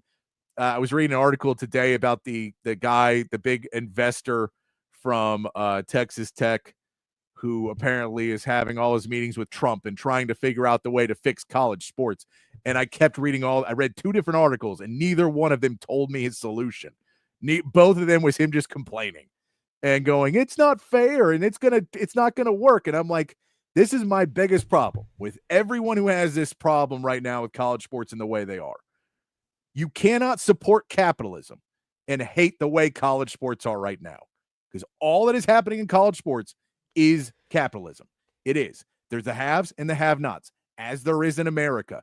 If you come from a family of wealth, it will be much easier for you to continue to succeed. Now, can somebody from not wealth get to that level and succeed? Of course. That's the American dream. And it happens in college football every once in a while too. But it's rarer. It's much, much rarer. And so in all reality, at the end of the day, this is the system. And everyone who comes out and keeps saying what we need to do is even the revenue sharing and even the money they can spend. That is communism. That is what you're promoting. Sorry, I knocked my camera over. It blows my mind that this dude can sit and go say, I had 6 meetings with President Trump. I am a billionaire capitalist. And you know what we need? Equal rights for everybody, and we all make the same amount of money. That's the only way that's fair. Then you hate capitalism. Or you think that communism has some pretty good ideas as long as it helps me. It's BS. It's a stupid way to act about college sports. Look, I can now tell you all the problems I have with capitalism, but it is what our country runs on, and I'll support it, and I'll go with it. But then don't come to me and get mad because your school, who does not come from the wealth of the country, is not going to be at the same level. That's just how it is. So suck it up. And if this guy who's a billionaire wants to spend $250 million over the next couple of years to try and buy Tech a championship, be my guest. And your ROI on all that is 0. 1 big 0. You will make not a dime back from it. That's why the whole Wild West thing isn't playing out this exact way everybody thinks. And at the end of the day, the teams that have always been there will always be there. And that is how wealth in America works. That's how wealth in capitalism works. And that's how capitalism in college sports is working. I understand it's not fun, but neither is capitalism when you're on the low end of it. And that's just how it is right now in college sports. And it blows my mind because I keep hearing this Scott Frost. Well, we need to take revenue sharing and change the way, and we need to change how the TV deals. It's not fair that the SEC and Big Ten make more than us. Nobody wants to watch you. That's true. I'm sorry that no one wants to watch UCF and no one wants to watch Texas Tech, but nobody does. You put an inferior product out on the field. They want to watch less. That's capitalism. That's what it is. So stop bitching unless you have a real solution involved in the real world. Until then, shut up and go away. Sorry. I got mad reading that stuff this day. It pisses me off so much when billionaires ask for communism in college sports. It blows my mind. Let's bring down the blood pressure a little bit. Gonna have a heart attack. I think we're on the same page though, Patrick. The issue I have with what Scott Frost is saying in college football is not fair. How am I supposed to win here if we don't have the same money that Texas and Ohio State and Oregon and all these different schools have? This is the same Scott Frost that coached UCF in 2017, went undefeated and claimed a national championship, right? Yeah. And then a year later, Josh Heupel went 12-1 and went to the Fiesta Bowl. You can win there. You just have to play good football. It's the biggest school. It is the biggest university in Florida in terms of student body and alumni and all those different things. There is absolutely a path to winning at UCF on any level. And you're in a power conference. You have all of the do you have the same resources that a Texas and Ohio State and a USC and an Oregon and Michigan and all these different schools have? No. But you have a better opportunity to win a national championship now legitimately than you did when you were in the, what conference were they? They were in the AAC. They were in the AAC. I can tell you their schedule that they won a national championship with too. It's great. It doesn't matter what the schedule is. It does to an extent because there's a reason you go 12-0 as a schedule, but you went 13-0, you went 12-1 the next year, and now you're in the Big 12, a power conference. Which is not a good power conference, any team can absolutely compete in the Big 12. If you just coach your players well enough, you get some good recruits, you put yourself in a position to make the college football playoff. It's not that hard to do it. It's not any harder to do at UCF than it is at Texas Tech, who's spending millions and millions of dollars, or Arizona State. You think Arizona State has way more resources than UCF does? I don't. No, they hired a better coach. Yeah, they have a better coach. And they had some good players that they got really lucky, and they signed Cam Scadaboo out of the NCAA transfer portal. Yeah, they got a guy developed. They've developed Sam Leavitt, and they've developed these guys well enough, and now they're playing really good football. They got good talent. They had good scouting, good talent, not complicated. And it's going to be hard when you run up against buzzsaws like Georgia's and Alabama's and Michigan's, Ohio State's, those teams, Texas, that really are the haves. It's going to be hard. That's real life. Yeah, but if you get a bye in the college football playoff, you have a shot to get to the college football playoff semifinal if you win a game. Yeah. Just go find the next Dylan Gabriel, who used to be at UCF. Go find the next Cam Scadaboo. Win all your conference games, and you'll be there at the end. I'm so tired of this bitching and moaning from these Big 12 and low tier power schools that just do not understand the way that the world works. You're absolutely right. It's the same as capitalism. If you have more money, you're going to be more successful. Yeah, so figure it out. I don't come. My dad is a very successful guy. I don't come from millions of dollars. I'm doing fine. Yeah. You can succeed without having every resource in the world. You just got to work harder than the next guy. No, and I get like you're going to be down some years, and there's all this, but like it's the reality of it that kills me is that the solution I've heard multiple times now is the problem is the TV rights, the SEC and the Big 12 and the Big 10 make too much money. We don't make enough. And you're like, I don't know what you want from me, because that's not like, you don't have a better product. It's like me and Matt walking around everybody and going, more people watch ESPN than us. I don't believe it. We're better than them. Yeah, no, of course we're better than a lot of ESPN We shows. are better, but still, they have a dynasty and everything behind it. They are the brand. That, like, I get it. They're gonna have more viewers than us. They have all these things. You go, well, I don't know why people would want to go to that school. But they go, well, they offer, tons more degrees than you offer. They have, much more connections to the world. There's all of these outside things that you just don't have. It's not how this ends up. Why is Texas bigger? Because they have more students than you have, and people that have gone around the world and been successful. I'm sorry that's the way it is, but that's the way it is. And it's that way in so many other facts of life. And you're fine with it when you're making $1 billion exploiting people and charging all this money for healthcare and firing people for AI. No problem there. But as soon as your school can't win and you realize how much it's going to cost you for a zero return on investment, I got to go talk to the president. We got to change some things so Texas Tech can hang with the big schools. Sorry. I'm sorry you played football at Texas Tech and that's your school, and you can't just be okay with losing sometimes. And your team should be able to win. But the problem is you put too much money with not enough respect and talent inside of it, and then they clash in the locker room because you get blue-collar guys because you want to be a blue-collar school tied in with guys making $2 million, $3 million a year. Maybe there's going to be an issue in the locker room. Refresh my memory, Patrick. Yes. Is Washington a blue blood of college football that is historically no? They hired a really good coach. Everybody else ever. They hired a really, really good coach. They hired Kalen DeBoer.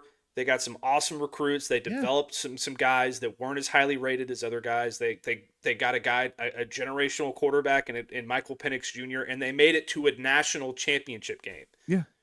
Does TCU have way more football history than UCF? They've been okay, but they're not a blue blood. They just played for a national championship a couple of years ago. Yeah, it's very possible. It's very possible. And you can get mad at all these schools making all this money. Michigan still wasn't that good last year. They won a national title and followed it up by not being that good. Like, it happens. Mm-hmm. It's college football. It's sports. It's driving me nuts because we saw that again today. And I was reading those articles this morning, and it's people who are very well off complaining about the system that made them very well off. And it drives me nuts that you can win it so much in life and then turn around and go, but it's still not fair. Yeah.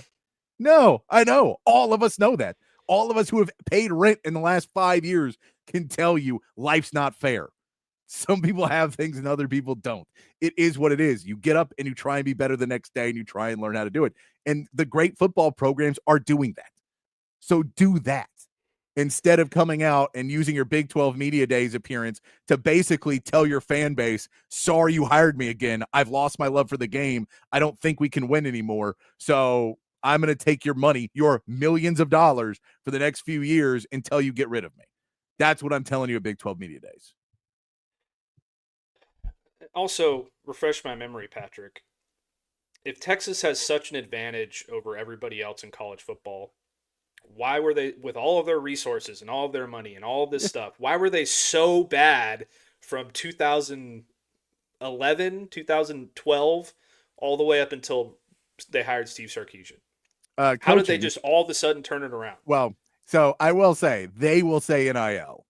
And NIL is a part of it. Don't get me wrong. NIL is definitely a part of it. I don't want to be a Texas fan to tell you that money had nothing to do with it. Of course it did. But there's other schools with a lot of money too. And Texas is not winning every game every year. And, you know, a lot of these schools have this money. So it is not only Texas who is spending a lot of money. And the reality was, yeah, it was. But the bigger part was we did not develop players. And that really gets you. Texas, under Tom Herman, Texas had a ton, and Charlie Strong too, a ton of 5-star recruits and 4-star recruits and guys who are really highly ranked. And they were the same player that they were when they came in as when they left. And they became undrafted free agents. And they were the best undrafted free agents in the NFL because they were really, really talented and the school just never developed them. And then you brought in a person who is still bringing in those 5-star and 4-star players, but now they're developing them.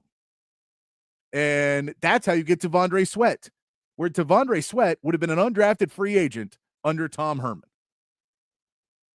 That's just how we were producing talent at that time. Mm-hmm. It just is what it is. And so you go, there's all these paths to have success. I get we are at Texas. There's really not a lot of things you can say Texas doesn't have going for it. I'm with you. I'm with you that it's hard for me to sit here and understand the other side, except I deal with it every day in my real life where I don't have any money and I'm not a rich guy, but I have a lot of other things in life, and I've worked and I work hard. I do everything else, but I don't sit around and complain all day because, well, there's never a chance for me. No, because I know where I live and there's a lot of perks to living where I live. So I'm not, at the end of the day, I'm not going to complain about it and pretend that this world is supposed to be fair. This is the same thing the Big 12 did that pissed off Texas and in the first place in Oklahoma, when Texas and Oklahoma said, by the way, we're the only people that people watch on TV. We're the only teams that are really drawing revenue. So we should have a network for us. And then you guys can have some time on it. And they said, no, we want full revenue sharing. Life should be fair. When life's not fair, we're starting the Longhorn Network. It's just the way it is.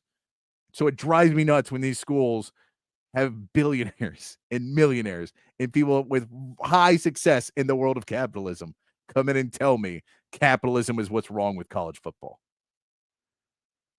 Couldn't have said it better myself, Patrick. Drives me nuts. I was reading that all this morning, trying to find this guy. Is it Clay Campbell or something like that? Some Campbell, I can't remember his name.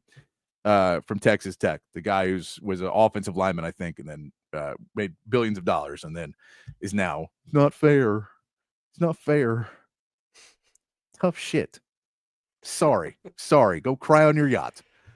I don't really care. It is not fair for you. It's not fair for most people and most things in life. That is what it is.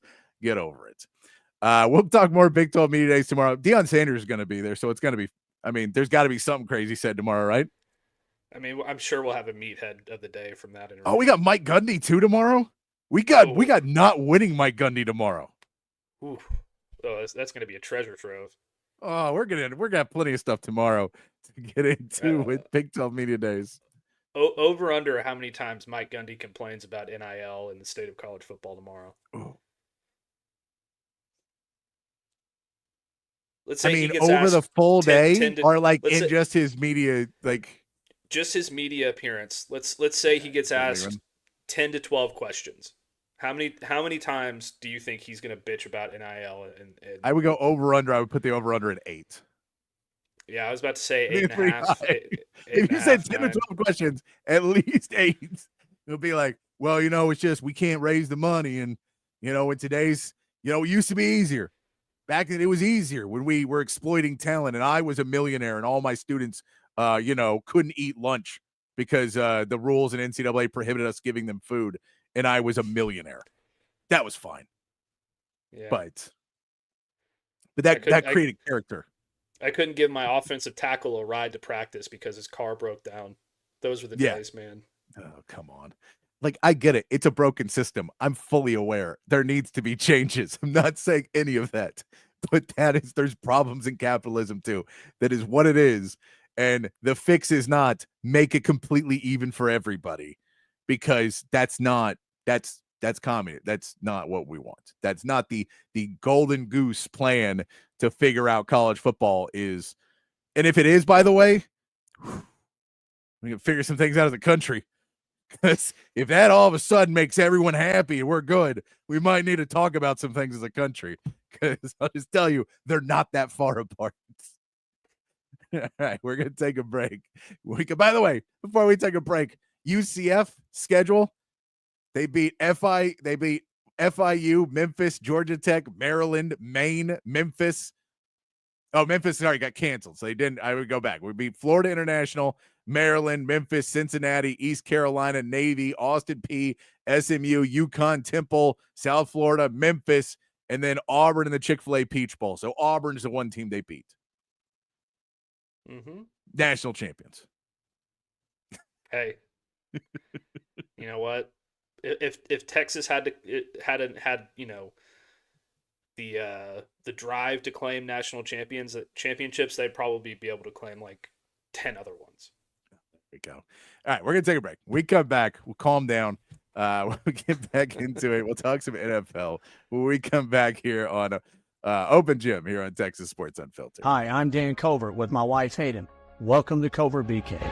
Our newest location in the gorgeous Hill Country includes Buick, GMC, Cadillac, Chrysler, Dodge, Jeep, and Ram, and hundreds of pre-owned and certified vehicles for you to choose from. We have 3 service departments that are ready to take care of your car, truck, or SUV with 86 service bays to accommodate any repair and get you in and out quickly.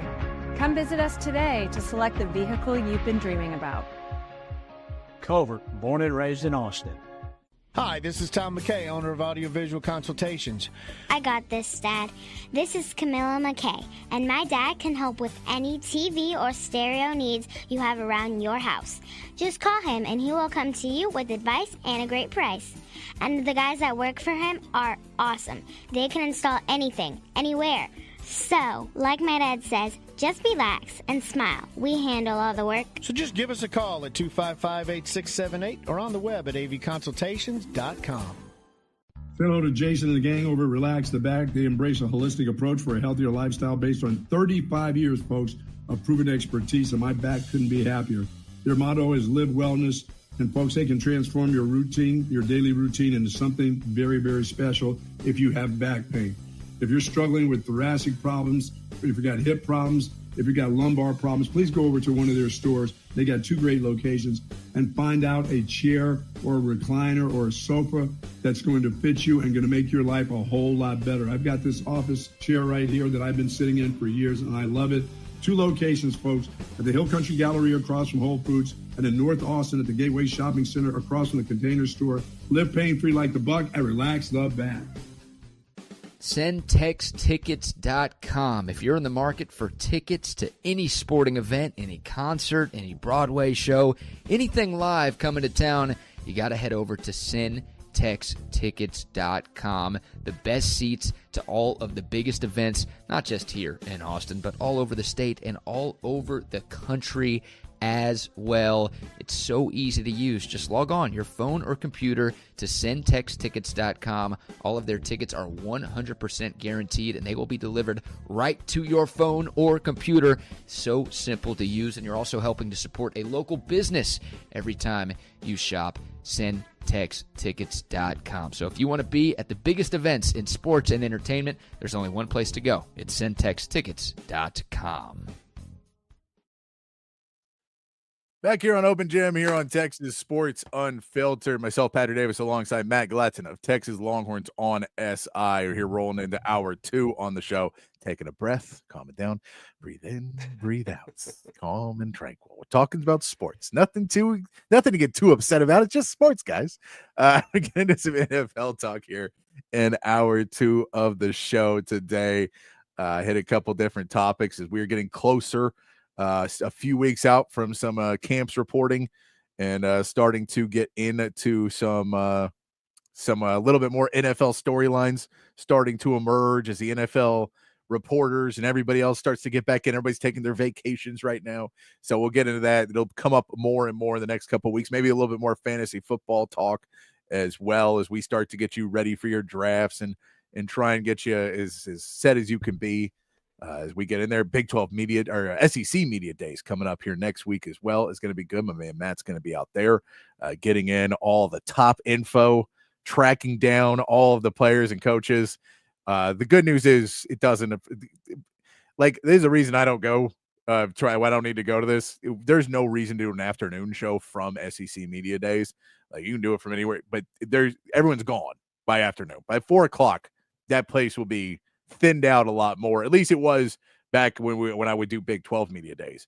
Afternoon show, there was nobody in the hallways to get interviews with anymore. So it was not as fun. The morning show, though, will be out there, I believe, and they'll be getting some good stuff out there. We saw today that the group that Texas is taking is Arch Manning, Michael Taft, and Anthony Hill. That is a good group of guys to take out there. So that is going to be interesting to see what those guys have to say. We were talking the Arch Manning, the line and the group for Arch Manning will be really, really big. We know that. Everyone's going to be trying to get their sound bites. It is going to be big. Man, K-Stu over there in the chat. By the way, you can join the conversation, Facebook, Twitch, X, or YouTube. That is the way to join us on the chat here on the thing. We try and get to all those. If you're on the app, you're not on one of those, you're driving, you don't want to be chatting on the thing, maybe it's a little easier to do voice to text or a text message, hit us up on the coded text line. We got you hooked up there too. 512-222-9328. My man Chan on there. Always good with his text as well. My man K-Stu says, can't understand why wide receivers are not knocking down the doors to play with Arch or Diabell. I can tell you, I think there is part of this is that they got a huge recruiting class of people to play with Arch already, and there's just a pretty long line of guys that are going to be there for the next few years.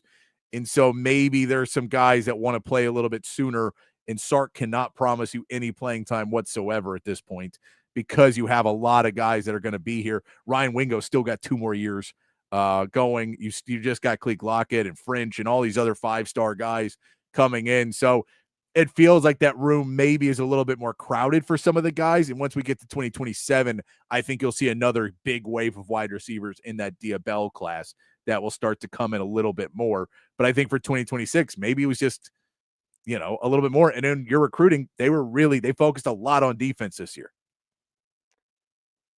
Okay, well, Texas has 2 4-stars committed, one of which Chris Stewart, and also actually technically they have 2 4-stars and a 5-star committed because the two-way athlete is going to be a wide receiver. You got Chris Stewart from the DFW area who's he's going to be a very, very good football player. So you've got 3 receivers already committed to this class who are, Jermaine Bishop's a 5-star player. He's banging down the door to play with Arch and with Diabell. They just signed 3 5-star receivers and a 4-star receiver in Dalen McCutcheon.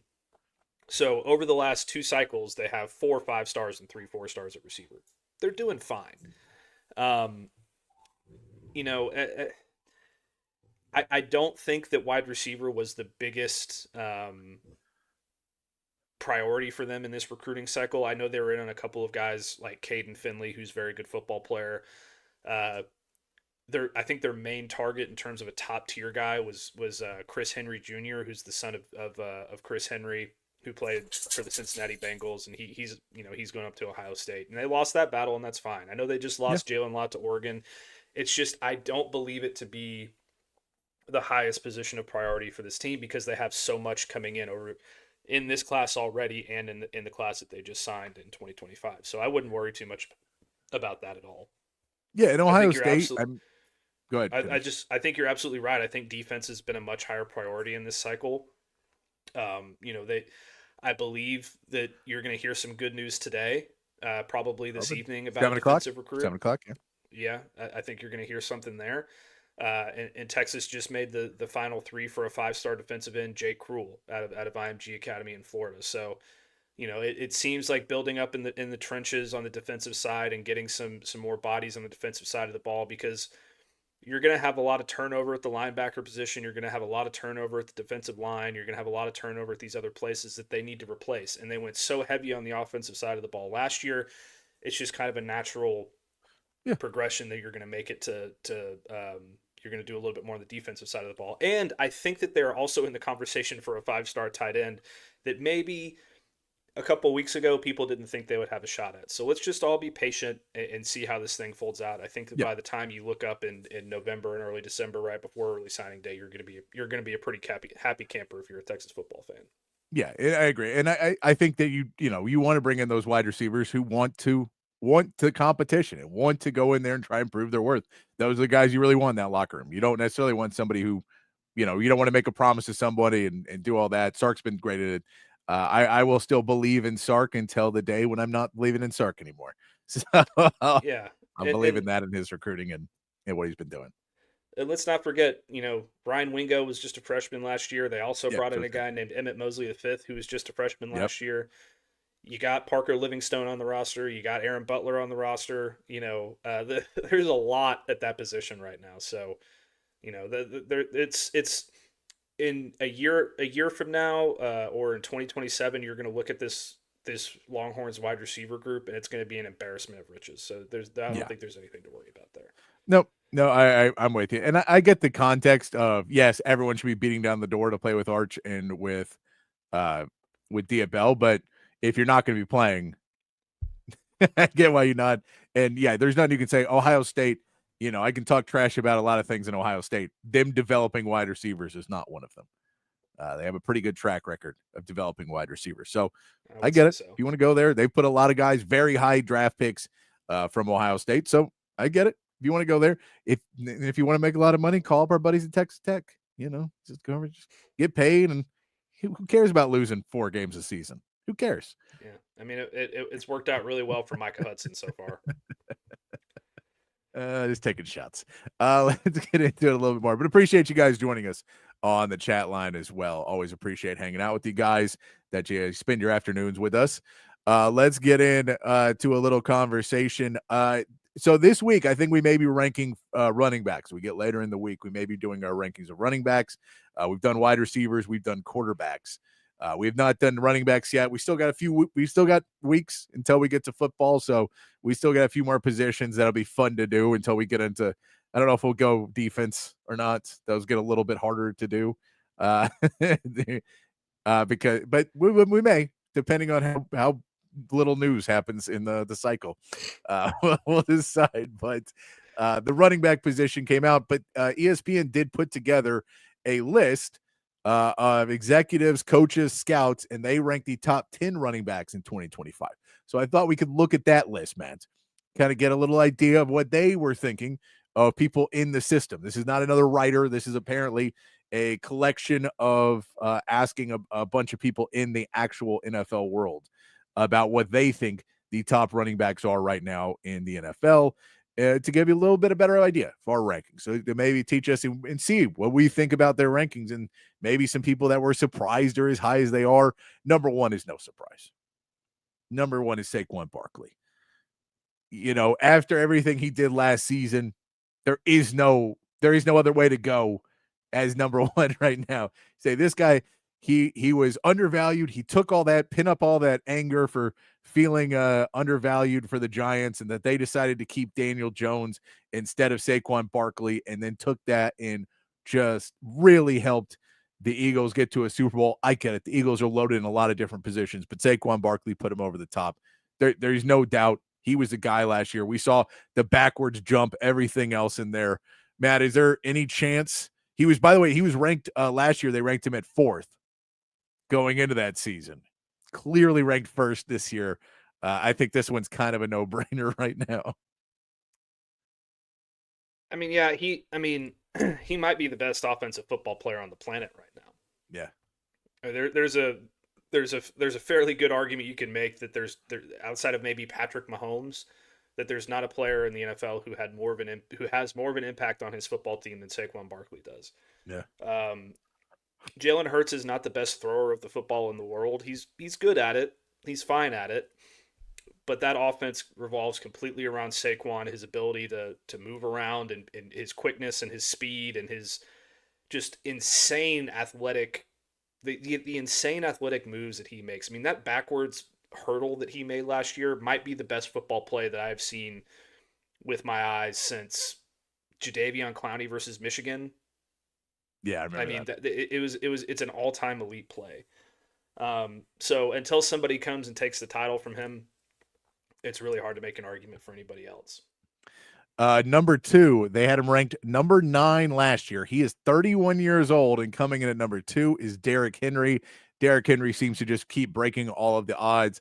In Tennessee, they were saying, well, you're over the hill. The model is we got to get rid of you. We don't want to pay you anymore. Long-term contract would be silly to pay you. They sent him to Baltimore. Him teamed up with Lamar Jackson opens up a lot more. Again, a disrespected running back going in there and making his waves.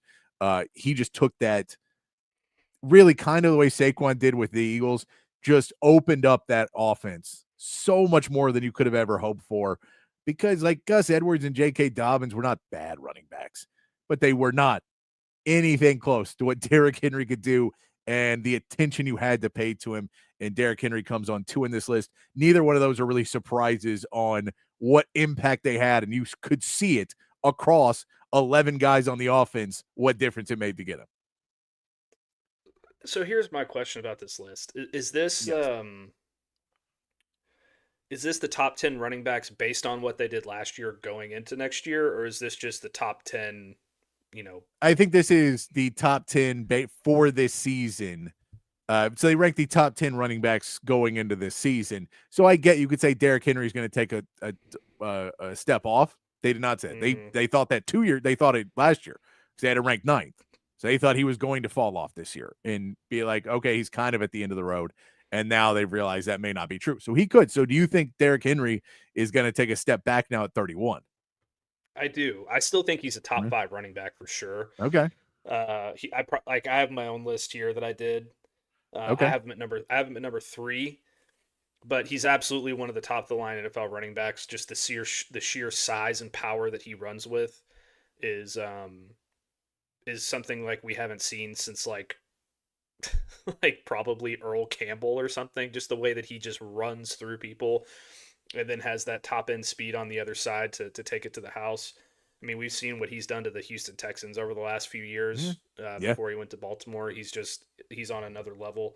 I think Jahmyr Gibbs is the number 2 running back in the NFL going into next year. I think that he, from his rookie to his sophomore season, he made such a huge leap. I think he's going to take an even bigger leap next year. So I have him just a little bit above Derrick Henry in terms of what I think is going to happen next year. But Derrick Henry's certainly right there. So, okay, I'm with you. Jahmyr Gibbs comes in at number 3 on this list. Last year, he was ranked number 8 going into the season. His highest ranking on here has been number 2, which I don't know how he dropped that far down. But Jahmyr Gibbs is your number 3 running back. And I agree that Jahmyr Gibbs is going to be really good. I am curious with him without Ben Johnson, because I'm just curious about that whole offense without Ben Johnson.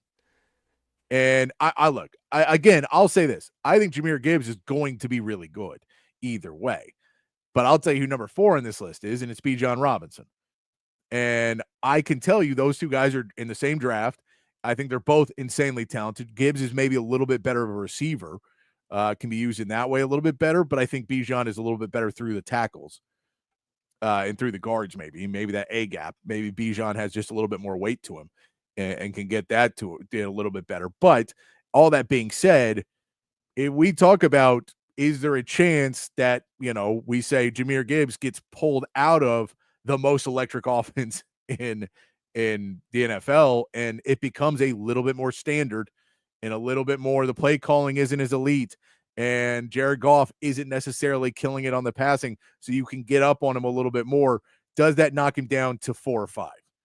And so I think that Jahmyr Gibbs, talent-wise, is still 100% in that level. I'm just curious because, look, we could see status quo and things keep going, and Jahmyr Gibbs is number 2, number 1 on this list next season because of what he can do and how good he is. I'm just curious to see what he does with the offensive coordinator change. Yeah, you make an excellent point. That offensive coordinator change could make a huge difference in what they look like. It can make a huge difference in the way the defenses play them just in general. I think that Jahmyr Gibbs still has an elite offensive line though, and I think that that's going to help him tremendously. I think he's going to get a little. Did they lose their bit center? more of a. They did lose their center, but overall, I think they have a pretty good offensive line. Much better than the Falcons, for example. Oh yeah, but I also think he's going to get a little bit more of a share of the carries than he did last year over David Montgomery, just because I think he's just starting to separate himself a little bit more. David Montgomery's still going to be a big part of that offense. Don't get me wrong, but I think that you're just going to see them lean a little bit more into Jahmyr Gibbs. In terms of Bijan Robinson, I think that number 4 is an excellent spot for him. He is the focal point of that offense, and he kind of like Jahmyr Gibbs. I mean, they have Algier, who's kind of a similar running back to David Montgomery, and they're kind of trying to do the same thing with those two guys as they are in Detroit. I think you're also going to see him take even more of a share of the carries from Algier and be more of a focal point of that offense. And if you get to the midpoint of the fantasy football season next year, I would not be surprised to see Jahmyr Gibbs and Bijan Robinson as your top 2 backs behind Saquon Barkley in terms of overall fantasy points. So both of those guys are right there, and I think that this also, like these top 4 guys, like there's the Saquon tier, and that's just its own tier in general, and that's the way it is. Yeah. I think the next 3 guys, Gibbs, Henry, and Bijan, are their own tier, and then the next tier falls from that. So I think I'll agree with you. I'll agree with you to an extent. I think there's somebody who can be in that tier with him. Now we'll see if it happens. There is somebody who could be. He could be, but it relies a very, very big deal on health, which is a very real concern. Yes, it does. No, but I'm also to see what second year with Zach Robinson, with Michael Penix being the guy now, being the guy in Atlanta. Is this the turn for the Falcons to finally put their offense and get it rolling in the right direction? We haven't seen it. We know the Kyle Pitts rumors were there, but now they've kind of dissipated a little bit. That Kyle Pitts may still be there. Who knows if they're going to have him or not. Chris Olave, we know, is going to be a really good player over there. Not Chris Olave. Drake London. Drake London, sorry. Drake London's over there. So we know that they have some good players. And then what can Bijan do? If this Zach Robinson offense can really get going, then I think we could see him step up. But if this sputters and Michael Penix isn't the guy, that is going to be a tougher road for Bijan this year as well. You just see it and you go, it's not a hard conference. There's ways he's going to be good no matter what. The same way Jahmyr Gibbs is going to be good no matter what, because Bijan was good. The first couple seasons, Arthur Smith just didn't use him. Arthur Smith pulled a Tom Herman, and that's why he got fired. The rule of thumb is play Bijan, you win more games, you get fired less. That is the general rule of thumb. 2 coaches now. No, I think Algiers is better. Look, Algiers is a good player. You're gonna get fired because you're not playing Bijan, and everyone knows that's the dude. So, I think we'll see Zach Robinson second year. We'll see a little bit more. I think they feature him even more with a young quarterback. And it's just a question of if Penix can get going, especially downfield, and do the things he was able to do in college, then that opens up a world for Bijan, because Bijan has never really, at Texas or now in the pros, had a reliable offense where he could just actually get to the line of scrimmage with no one on him and, make a first cut without being touched. He's never really had that. So, man, will we love to see it. Remind me who was in front of Bijan under Tom Herman and who he played behind. Oh, I can't remember off the top of my head. It's a good question. Let's see. Chat, maybe you can chime in. Who is the starting running back in 2021? Or is it 2020?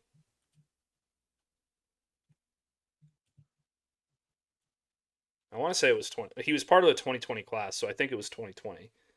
Yeah. Regardless, you can look that up, Patrick. But I mean, I think you're absolutely right. Even Bijan's incredible year at Texas, where he won the Doak Walker Award, that team was still very much not the balanced offensive attack that it has been in the last 2 years under Steve Sarkisian. They didn't have, the elite quarterback play out of Quinn Ewers yet. They didn't have the top offensive line in the country, or arguably the top offensive line in the country like they did the last 2 years. So,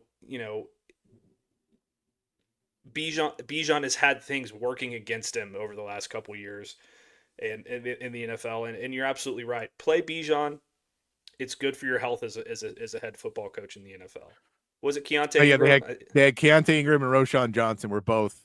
So we saw Keontae Ingram had 50. Bijan did end up with the most attempts. Sam Ehlinger had more, but Keontae Ingram had 53. Roschon Johnson had 80. Bijan had 86 carries. So later in the season, he got it. By the way, the rushing totals, it was yards per average. Keontae Ingram's 4.7. Roschon was 5.2. Bijan was 8.2. Yeah, play Bijan. I mean, Keontae Ingram was a good running back. Yeah. Roschon Johnson, obviously a good running back. He's in the NFL now. I think Keontae Ingram's in the NFL too. But Bijan is a special talent, and the team that finally decides to use him the way that he is designed to be used and the way that he is supposed to be used is probably going to be a pretty good team. I mean, Thank you, Joe. Thank you, K-Stu, by the way. He is, in terms of skill set, Bijan Robinson is the closest thing to Saquon Barkley in the NFL. Yeah. Yeah. In terms of skill set, I'm not saying that he's going to have a 2,000+ yard rushing season and one of the best seasons in NFL history. I just mean in terms of skill set, he's the closest thing to Saquon Barkley in the NFL. Your number 5 on this list is the guy who I think could be in that tier. If everything goes well and health is working for him and he comes back from going overseas to get everything else, Christian McCaffrey is the guy. He's 29 years old. That's over the hill for a running back, but it's also, there are still running backs. We know Derrick Henry and Saquon's 28. Derrick Henry's 31. You can still play well at 29. He's just had a lot of injuries. Last year was out pretty much the entire season. If Christian McCaffrey can get into that, he does fall into that second tier of really elite backs who can do a lot of things. I think his days of being the best back in the NFL might be over. Of really being able to be the guy who does everything and touches the ball. As Joe says, he threw the ball too much. I think you're still going to throw the ball if you're Kyle Shanahan a little bit more and maybe not overuse Christian McCaffrey because that injury history, but he is the biggest if. I mean, probably the biggest if, maybe the biggest if in the NFL this season, because if Christian McCaffrey is Christian McCaffrey of 2 years ago, the 49ers win that division. The 49ers are all of a sudden a shot to do everything. They disrupt Rams plans. They disrupt a lot of things. If Christian McCaffrey is that guy who takes that offense and turns it into one of the best offenses in football. And if he's not, then all of a sudden Kyle Shanahan's on a hot seat and they just played Brock Purdy and everything's going to slow down and they're a 9-win team, 10-win team. And now there's a ton of questions of what do you do next? Because that was the piece that everything was kind of built around to make it work. He is a giant question mark for this season of what he's going to be able to become. But I think number 5 on this list is decent. This is kind of split in the middle where he could be in that next tier easily. And I think everyone you kind of get after that doesn't have necessarily the skill set to do everything that those guys, Christian McCaffrey and then Bijan and Jahmyr Gibbs and all them, they don't have that full skill set. They have things that they do really, really well, but they're not fully there. So I think 5 works. Yeah, 5's a good spot for Christian McCaffrey. If he's healthy, he's probably number 2. That's just the way it is. I mean, he's that good of a player even at 29. He does most of the things that Saquon does in terms of catching the ball out of the backfield and running between the tackles, running on the outside. Doesn't really matter how you use him. He does it all elite. He doesn't have necessarily the same elite, athletic ability that Saquon Barkley has with the explosion and the ability to jump over a linebacker who's coming after your who's lining up for a form tackle, and somehow you still manage to pick yourself up 6 feet off the ground and jumping backwards. But he's an elite player. We saw it 2 years ago how good he can be when he's healthy. So I expect to see that again if he is healthy. The health just plays such a major factor in it for me that I have a hard time putting him any higher because I just don't have the confidence that he's going to stay healthy. And one other thing to Joe's comment there, Sark had Bijan and Roschon and still threw the ball, and it drove me nuts. I mean, they ran the ball more than they threw the ball that season. Bijan ran the ball 258 times for 1,580 yards and had 18 touchdowns and won the Doak Walker Award. I mean, are you about 2021? 2022. 2022, yeah. Yeah. So, I mean, they ran the ball more than they threw the ball. And that's fine. But yeah, I mean, C-Mac is kind of, I feel like C-Mac is kind of in his own tier here because it relies so much on the health. And it's just, it's a very scary thing to me because as a running back, once you start to pile up these injuries, it's very hard to turn that around and go the other way with it. And that's just, I think that's just the issue facing him right now. Number 6 on this list is Josh Jacobs. This is where we start to get into the world of guys who have been up and down. I have been a Josh Jacobs fan. He had the years in Vegas. I still Vegas. I just see the logo in my head. I just see the Raider logo and my mouth says Oakland, but we Vegas. And so we saw him. And then, we had a little bit of a downturn for one season, and I guess it was a contract thing. That's really what makes sense is there was a really negative campaign that Josh Jacobs was overrated and he wasn't going to be the guy. And, oh, man, he needs all of these things to be really good. That wasn't the case. He ends up getting paid. He goes to Green Bay into a system that's treating him much better now. I like Josh Jacobs a lot. He does not have the skill set to be the everything for you guy, but if we're talking about just backs who seem to be pretty productive year after year as a running back and being able to get you done, I think he's near the top of that list. Now, there's a question because number 7 I'll throw in there too, because another guy who's in there is Jonathan Taylor. And Jonathan Taylor is another guy who's been on bad teams and still being productive. Again, not the full set, but another guy you could say there's not many running backs who just run the ball that are better than either one of those guys. I've got one guy above both of them, actually, Patrick. Okay. Well, I don't need you to tell me who's above, but we'll get to, maybe we'll get to it. But yeah, okay, we'll say it. We're gonna do this again on Friday, I think. So we'll do it again on Friday. But who do you have ahead of both of them? I have James Cook ahead of him. Okay. I think part of that is because he's younger, but I just think he's an elite back. He can do everything. He can catch the ball out of the backfield. He can run in between the tackles. He's incredibly explosive. Once he gets in the open field, it's very hard to catch him. I just think he's on a more upward trajectory than Jonathan Taylor and Josh Jacobs, who I think are probably as good as they're going to be. I think James Cook is sort of just kind of scratching the surface of how good he can be. So that's the only reason I have him above them. But you're absolutely right about both Jacobs and Jonathan Taylor. They're both elite backs. They're both hyper productive. They're both in systems that have, especially Josh Jacobs is in a system that is very, very accommodating to his skill set. And now that they have a number one receiver that they can throw the football to on the outside for Jordan Love, I think things are just going to open up for him even more, and he's going to have a huge year. I feel bad for Jonathan Taylor, though. I really do. Being on that ND team. And somehow he has still managed to be productive through all of that,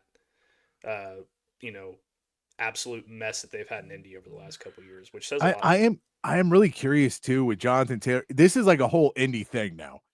Like that Indy team, to me, of what's going to happen over the next few years is really, I think it could be good or it could be awful, because Jim Irsay was one of those owners that was really beloved by his players.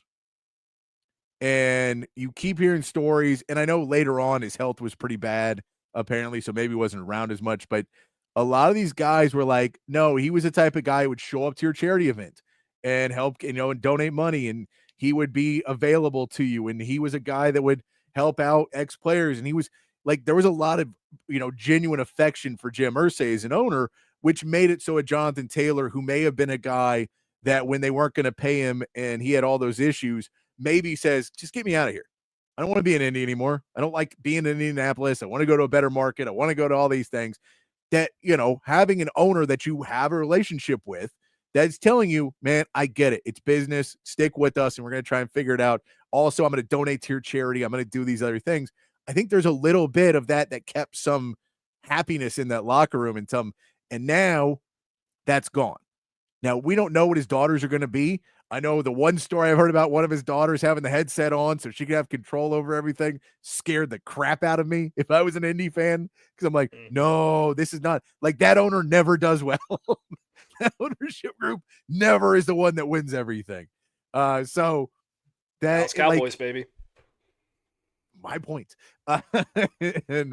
And that's there's this worry for me of Indy, and I'm a Texans fan, so let Indy burn. I don't care. But what I mean for the Colts is is this going to be a turn where they just really change the culture of the entire team, and they change it, and you start to see where players no longer are kind of content there, and maybe that's a good thing because there is too much contentment and the guys don't get to that next level. Maybe it's a bad thing because you're not going to be able to keep players where you're at. It's a really interesting thing because, today's age now, we get less owners handing their team down to kids. Like, it still happens, but like in the last few years, the amount of money that changes hands on selling teams has meant that most of the time now the owner's just like, no, let me hand you $8 billion instead of a team. I'm going to give you $8 billion. Here's my inheritance. Here's all this money. I can give it away. You will have wealth forever, and you don't ruin my legacy.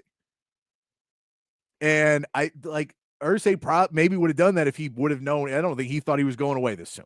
So maybe that would have been a case. We just don't see it as often. And now it's basically owners who don't think they're going to die, and so they don't maybe sell the team. People are a little bit younger when they die. And it's an interesting world for Indy. And Jonathan Taylor, I think, is a guy who maybe would have gotten out of there if Jeremy Irsay wasn't there. And so now he's at the back end of his career. Jonathan Taylor is what? Let's see how old. It's 26 years old.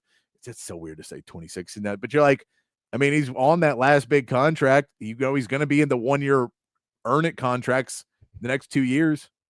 Once you're 28, you don't sign long-term deals unless you're the elite running back. So unless he goes somewhere in a 1-year earn it deal and then gets like a 3-year deal out of it, you feel a little bad for him getting stuck in that place where he's a really, really good player, but will never, his name will never be thought of as the great running backs because he got stuck in Indy. Yeah, I'm looking up how Saquon Barkley's 28. So there is a possibility that he could still continue to have big years in the NFL. 2026 is his last year in Indy. I'm guessing they will probably trade him before the end of his contract so that they can try to get something for it, because I don't think that he's going to want to return. I wouldn't if I was him. That organization's a mess, so he's probably going to try to walk. So, trade him. And there's a team out there that I think could really use him named, Dallas Cowboys. Go trade for Jonathan Taylor. It'd be a great fit.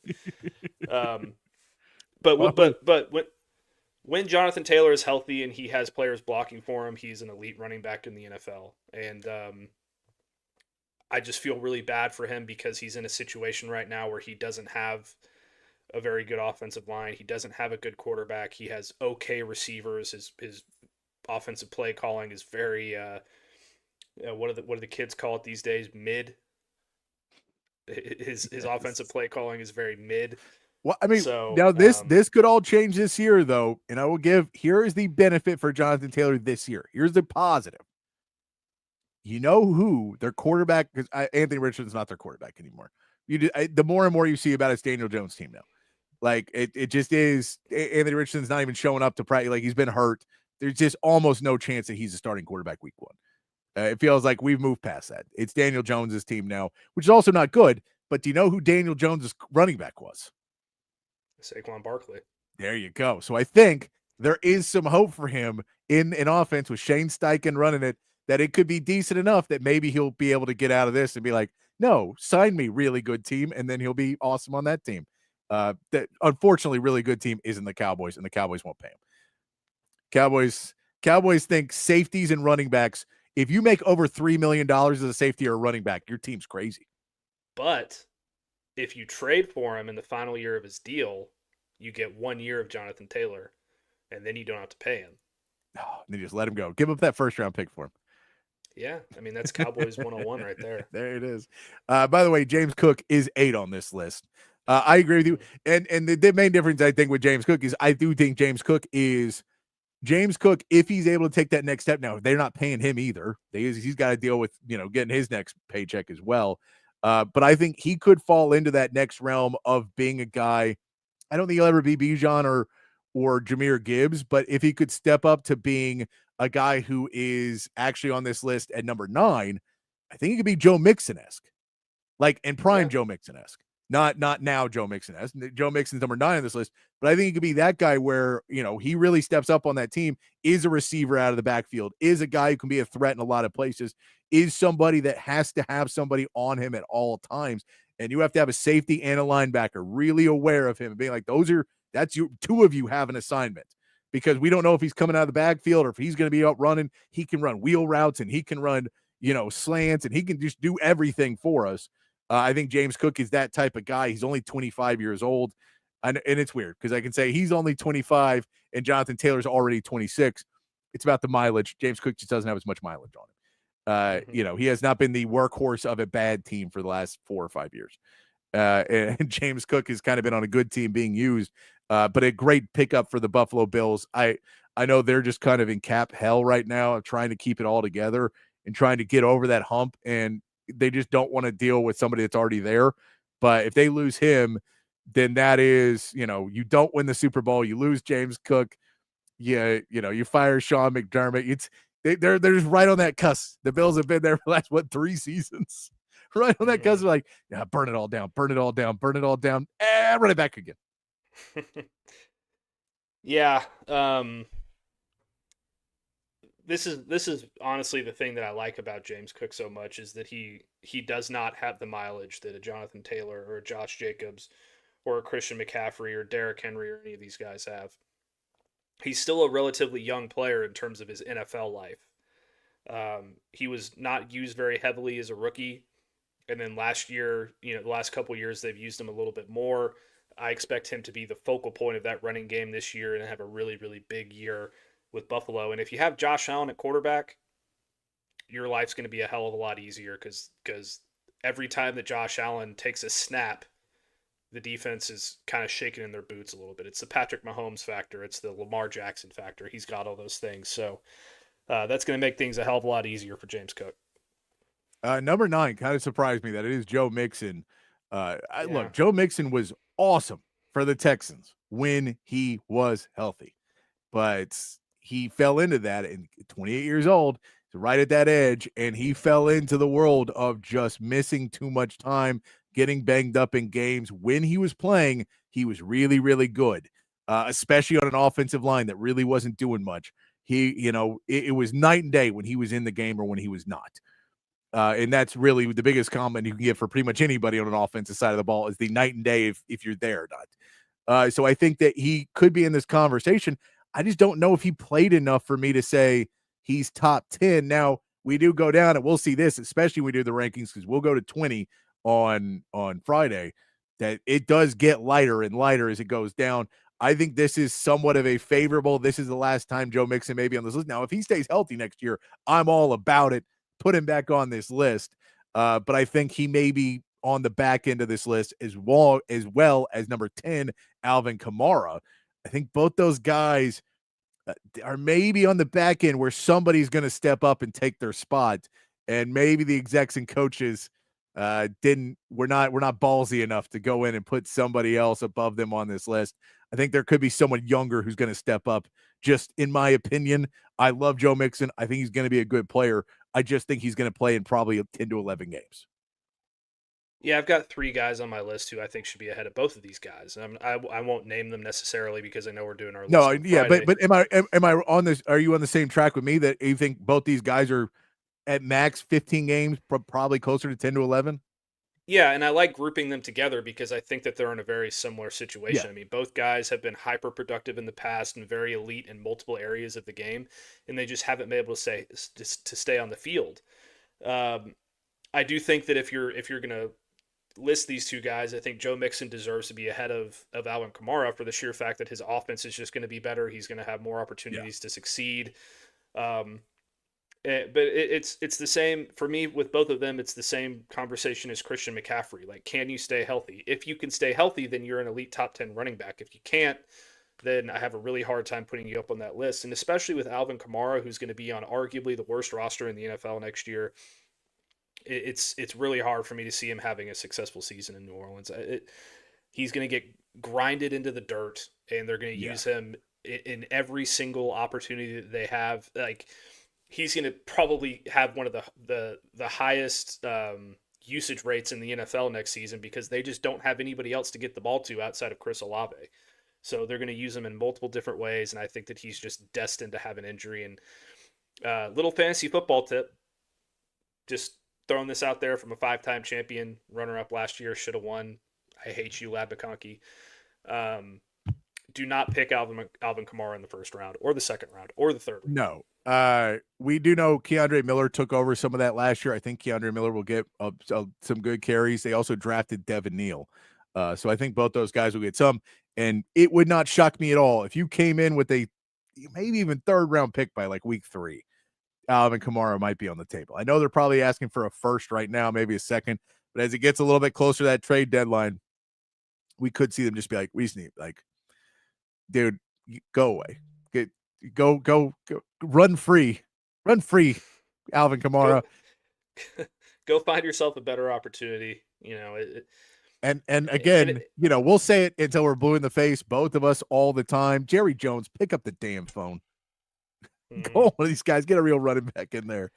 Hey, man, if you listen to some of these Cowboys Twitter scouts and these Cowboys Twitter media people, they think Jaden Blue is going to be the next Jahmyr Gibbs, and they think Jaden Blue is going to be the next Alvin Kamara and Jahmyr Gibbs combined into one player and be the best running back in the history of the NFL.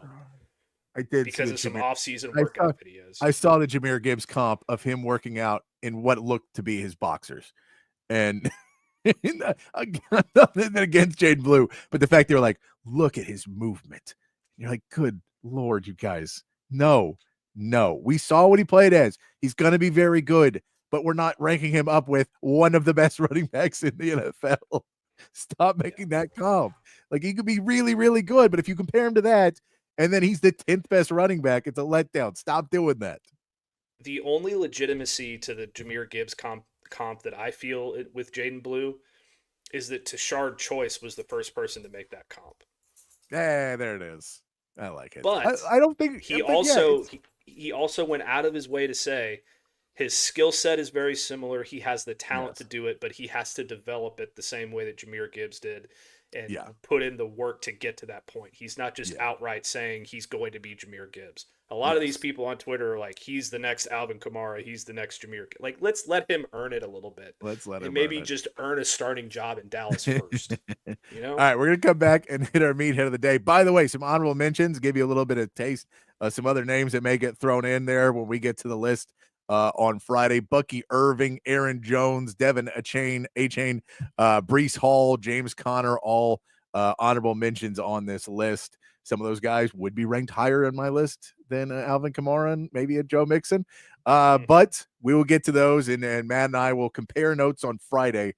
But I saw that come out, and I thought it would be a fun experiment. Not somebody else's poll, but, you know, not another writers, somebody else in there. But we got to take a quick break before we come back and hit our meathead of the day here on Open Gym, here on Texas Sports Unfiltered. At Sleep Cycle Center, we can treat your sleep apnea in various ways. My story starts 15 years ago with the loss of my father to undiagnosed, untreated sleep apnea. And this is a very preventable disease, and treatment options are various. Millions of people across America have sleep apnea, and they fail to realize the early warning signs. Fatigue, daytime sleepiness, and snoring are the most common signs. We'll find the best solution using advanced technology, oral and epigenetic appliances, or CPAP. We offer weight loss, oral surgery, and laser treatments. Schedule your appointment today and get your sleep evaluation. If you're looking to remodel a kitchen, renovate your bathroom, or maybe add some new life to your outdoor space, reach out to our friends at McCall Custom Homes. They are custom home builders and renovators here in Central Texas, and they've been doing it in Central Texas for more than 40 years. It's a father-son team with a ton of experience, and all of that experience is here in the Austin area. So they know what it takes to turn an Austin area home into something truly, truly special. Right now, our friends at McCall Custom Homes are offering free estimates to TSU listeners so they can come out to your place, hear your vision, they can tell you what they can do, and then you can go from there. Don't just take my word for it. Check out their website, McCallCustomHomesATX.com. Look at the gallery of jobs they've done over the last 4 decades. And then when you're ready, again, reach out to them and they will come to you. McCallCustomHomesATX.com, or you can call or text Mike McCall directly at 512-633-9580. It's McCall Custom Homes. We build value into your home. Hi, everyone. This is Tom McKay, owner of Audiovisual Consultations. We've been serving and assisting customers in the Texas area. I think I got this by now, old man. This is Camilla McKay, Audiovisual's social media and website manager. Our company has been helping you sit back and relax for the last 37 years. We come to you, and we're the kind of workers you want in your home. We give you all the advice at a great price, and we do a lot more than just audiovisual systems. We have employees capable of performing services like electrical contracting, heated floors, motorized shades. Am I forgetting anything, old man? Yeah, we do surveillance systems, controlled lighting systems, and landscape lighting, computer networks, multi-room audio systems, and of course, we install some really cool theaters. I had a feeling you were going to say that last one. Now, am I forgetting anything? Only this. Remember to hug your kids, laugh with strangers, and make love to whoever the hell you want. So give us a call at 512-255-8678. Or visit us online at avconsultations.com. That's 512-255-8678. Back here on Open Gym on Texas Sports Unfiltered, wrapping it up here on a Tuesday afternoon. Myself, Patrick Davis, alongside Matt Galatzan of Texas Longhorns on SI. Appreciate everyone who played along with us on the chat today, everybody on the text line, everyone who told us when I could not remember Keontae Ingram because my brain don't remember things so well sometimes. I worked that season. I covered that season. And yet still somehow, I think I've just kind of blocked out some of the Tom Herman years. I really think I have. And a lot of the Charlie Strong years I've blocked out. Just like, I don't really want to remember a lot of that stuff. So I know I should probably remember it for my job, but I've kind of, just forgotten about it. I don't need, I'm toward the future guy, and then I'll just look it up. The internet exists for a reason, so I can look this up. Let's get to our meathead of the day, who's not me. And this is a tattoo that I saw on the internet yesterday, Matt. I wanted to see if you can tell me what this tattoo is for. It's not Nissan Stadium. We know Nissan Stadium. Can you tell me what the other tattoo is for?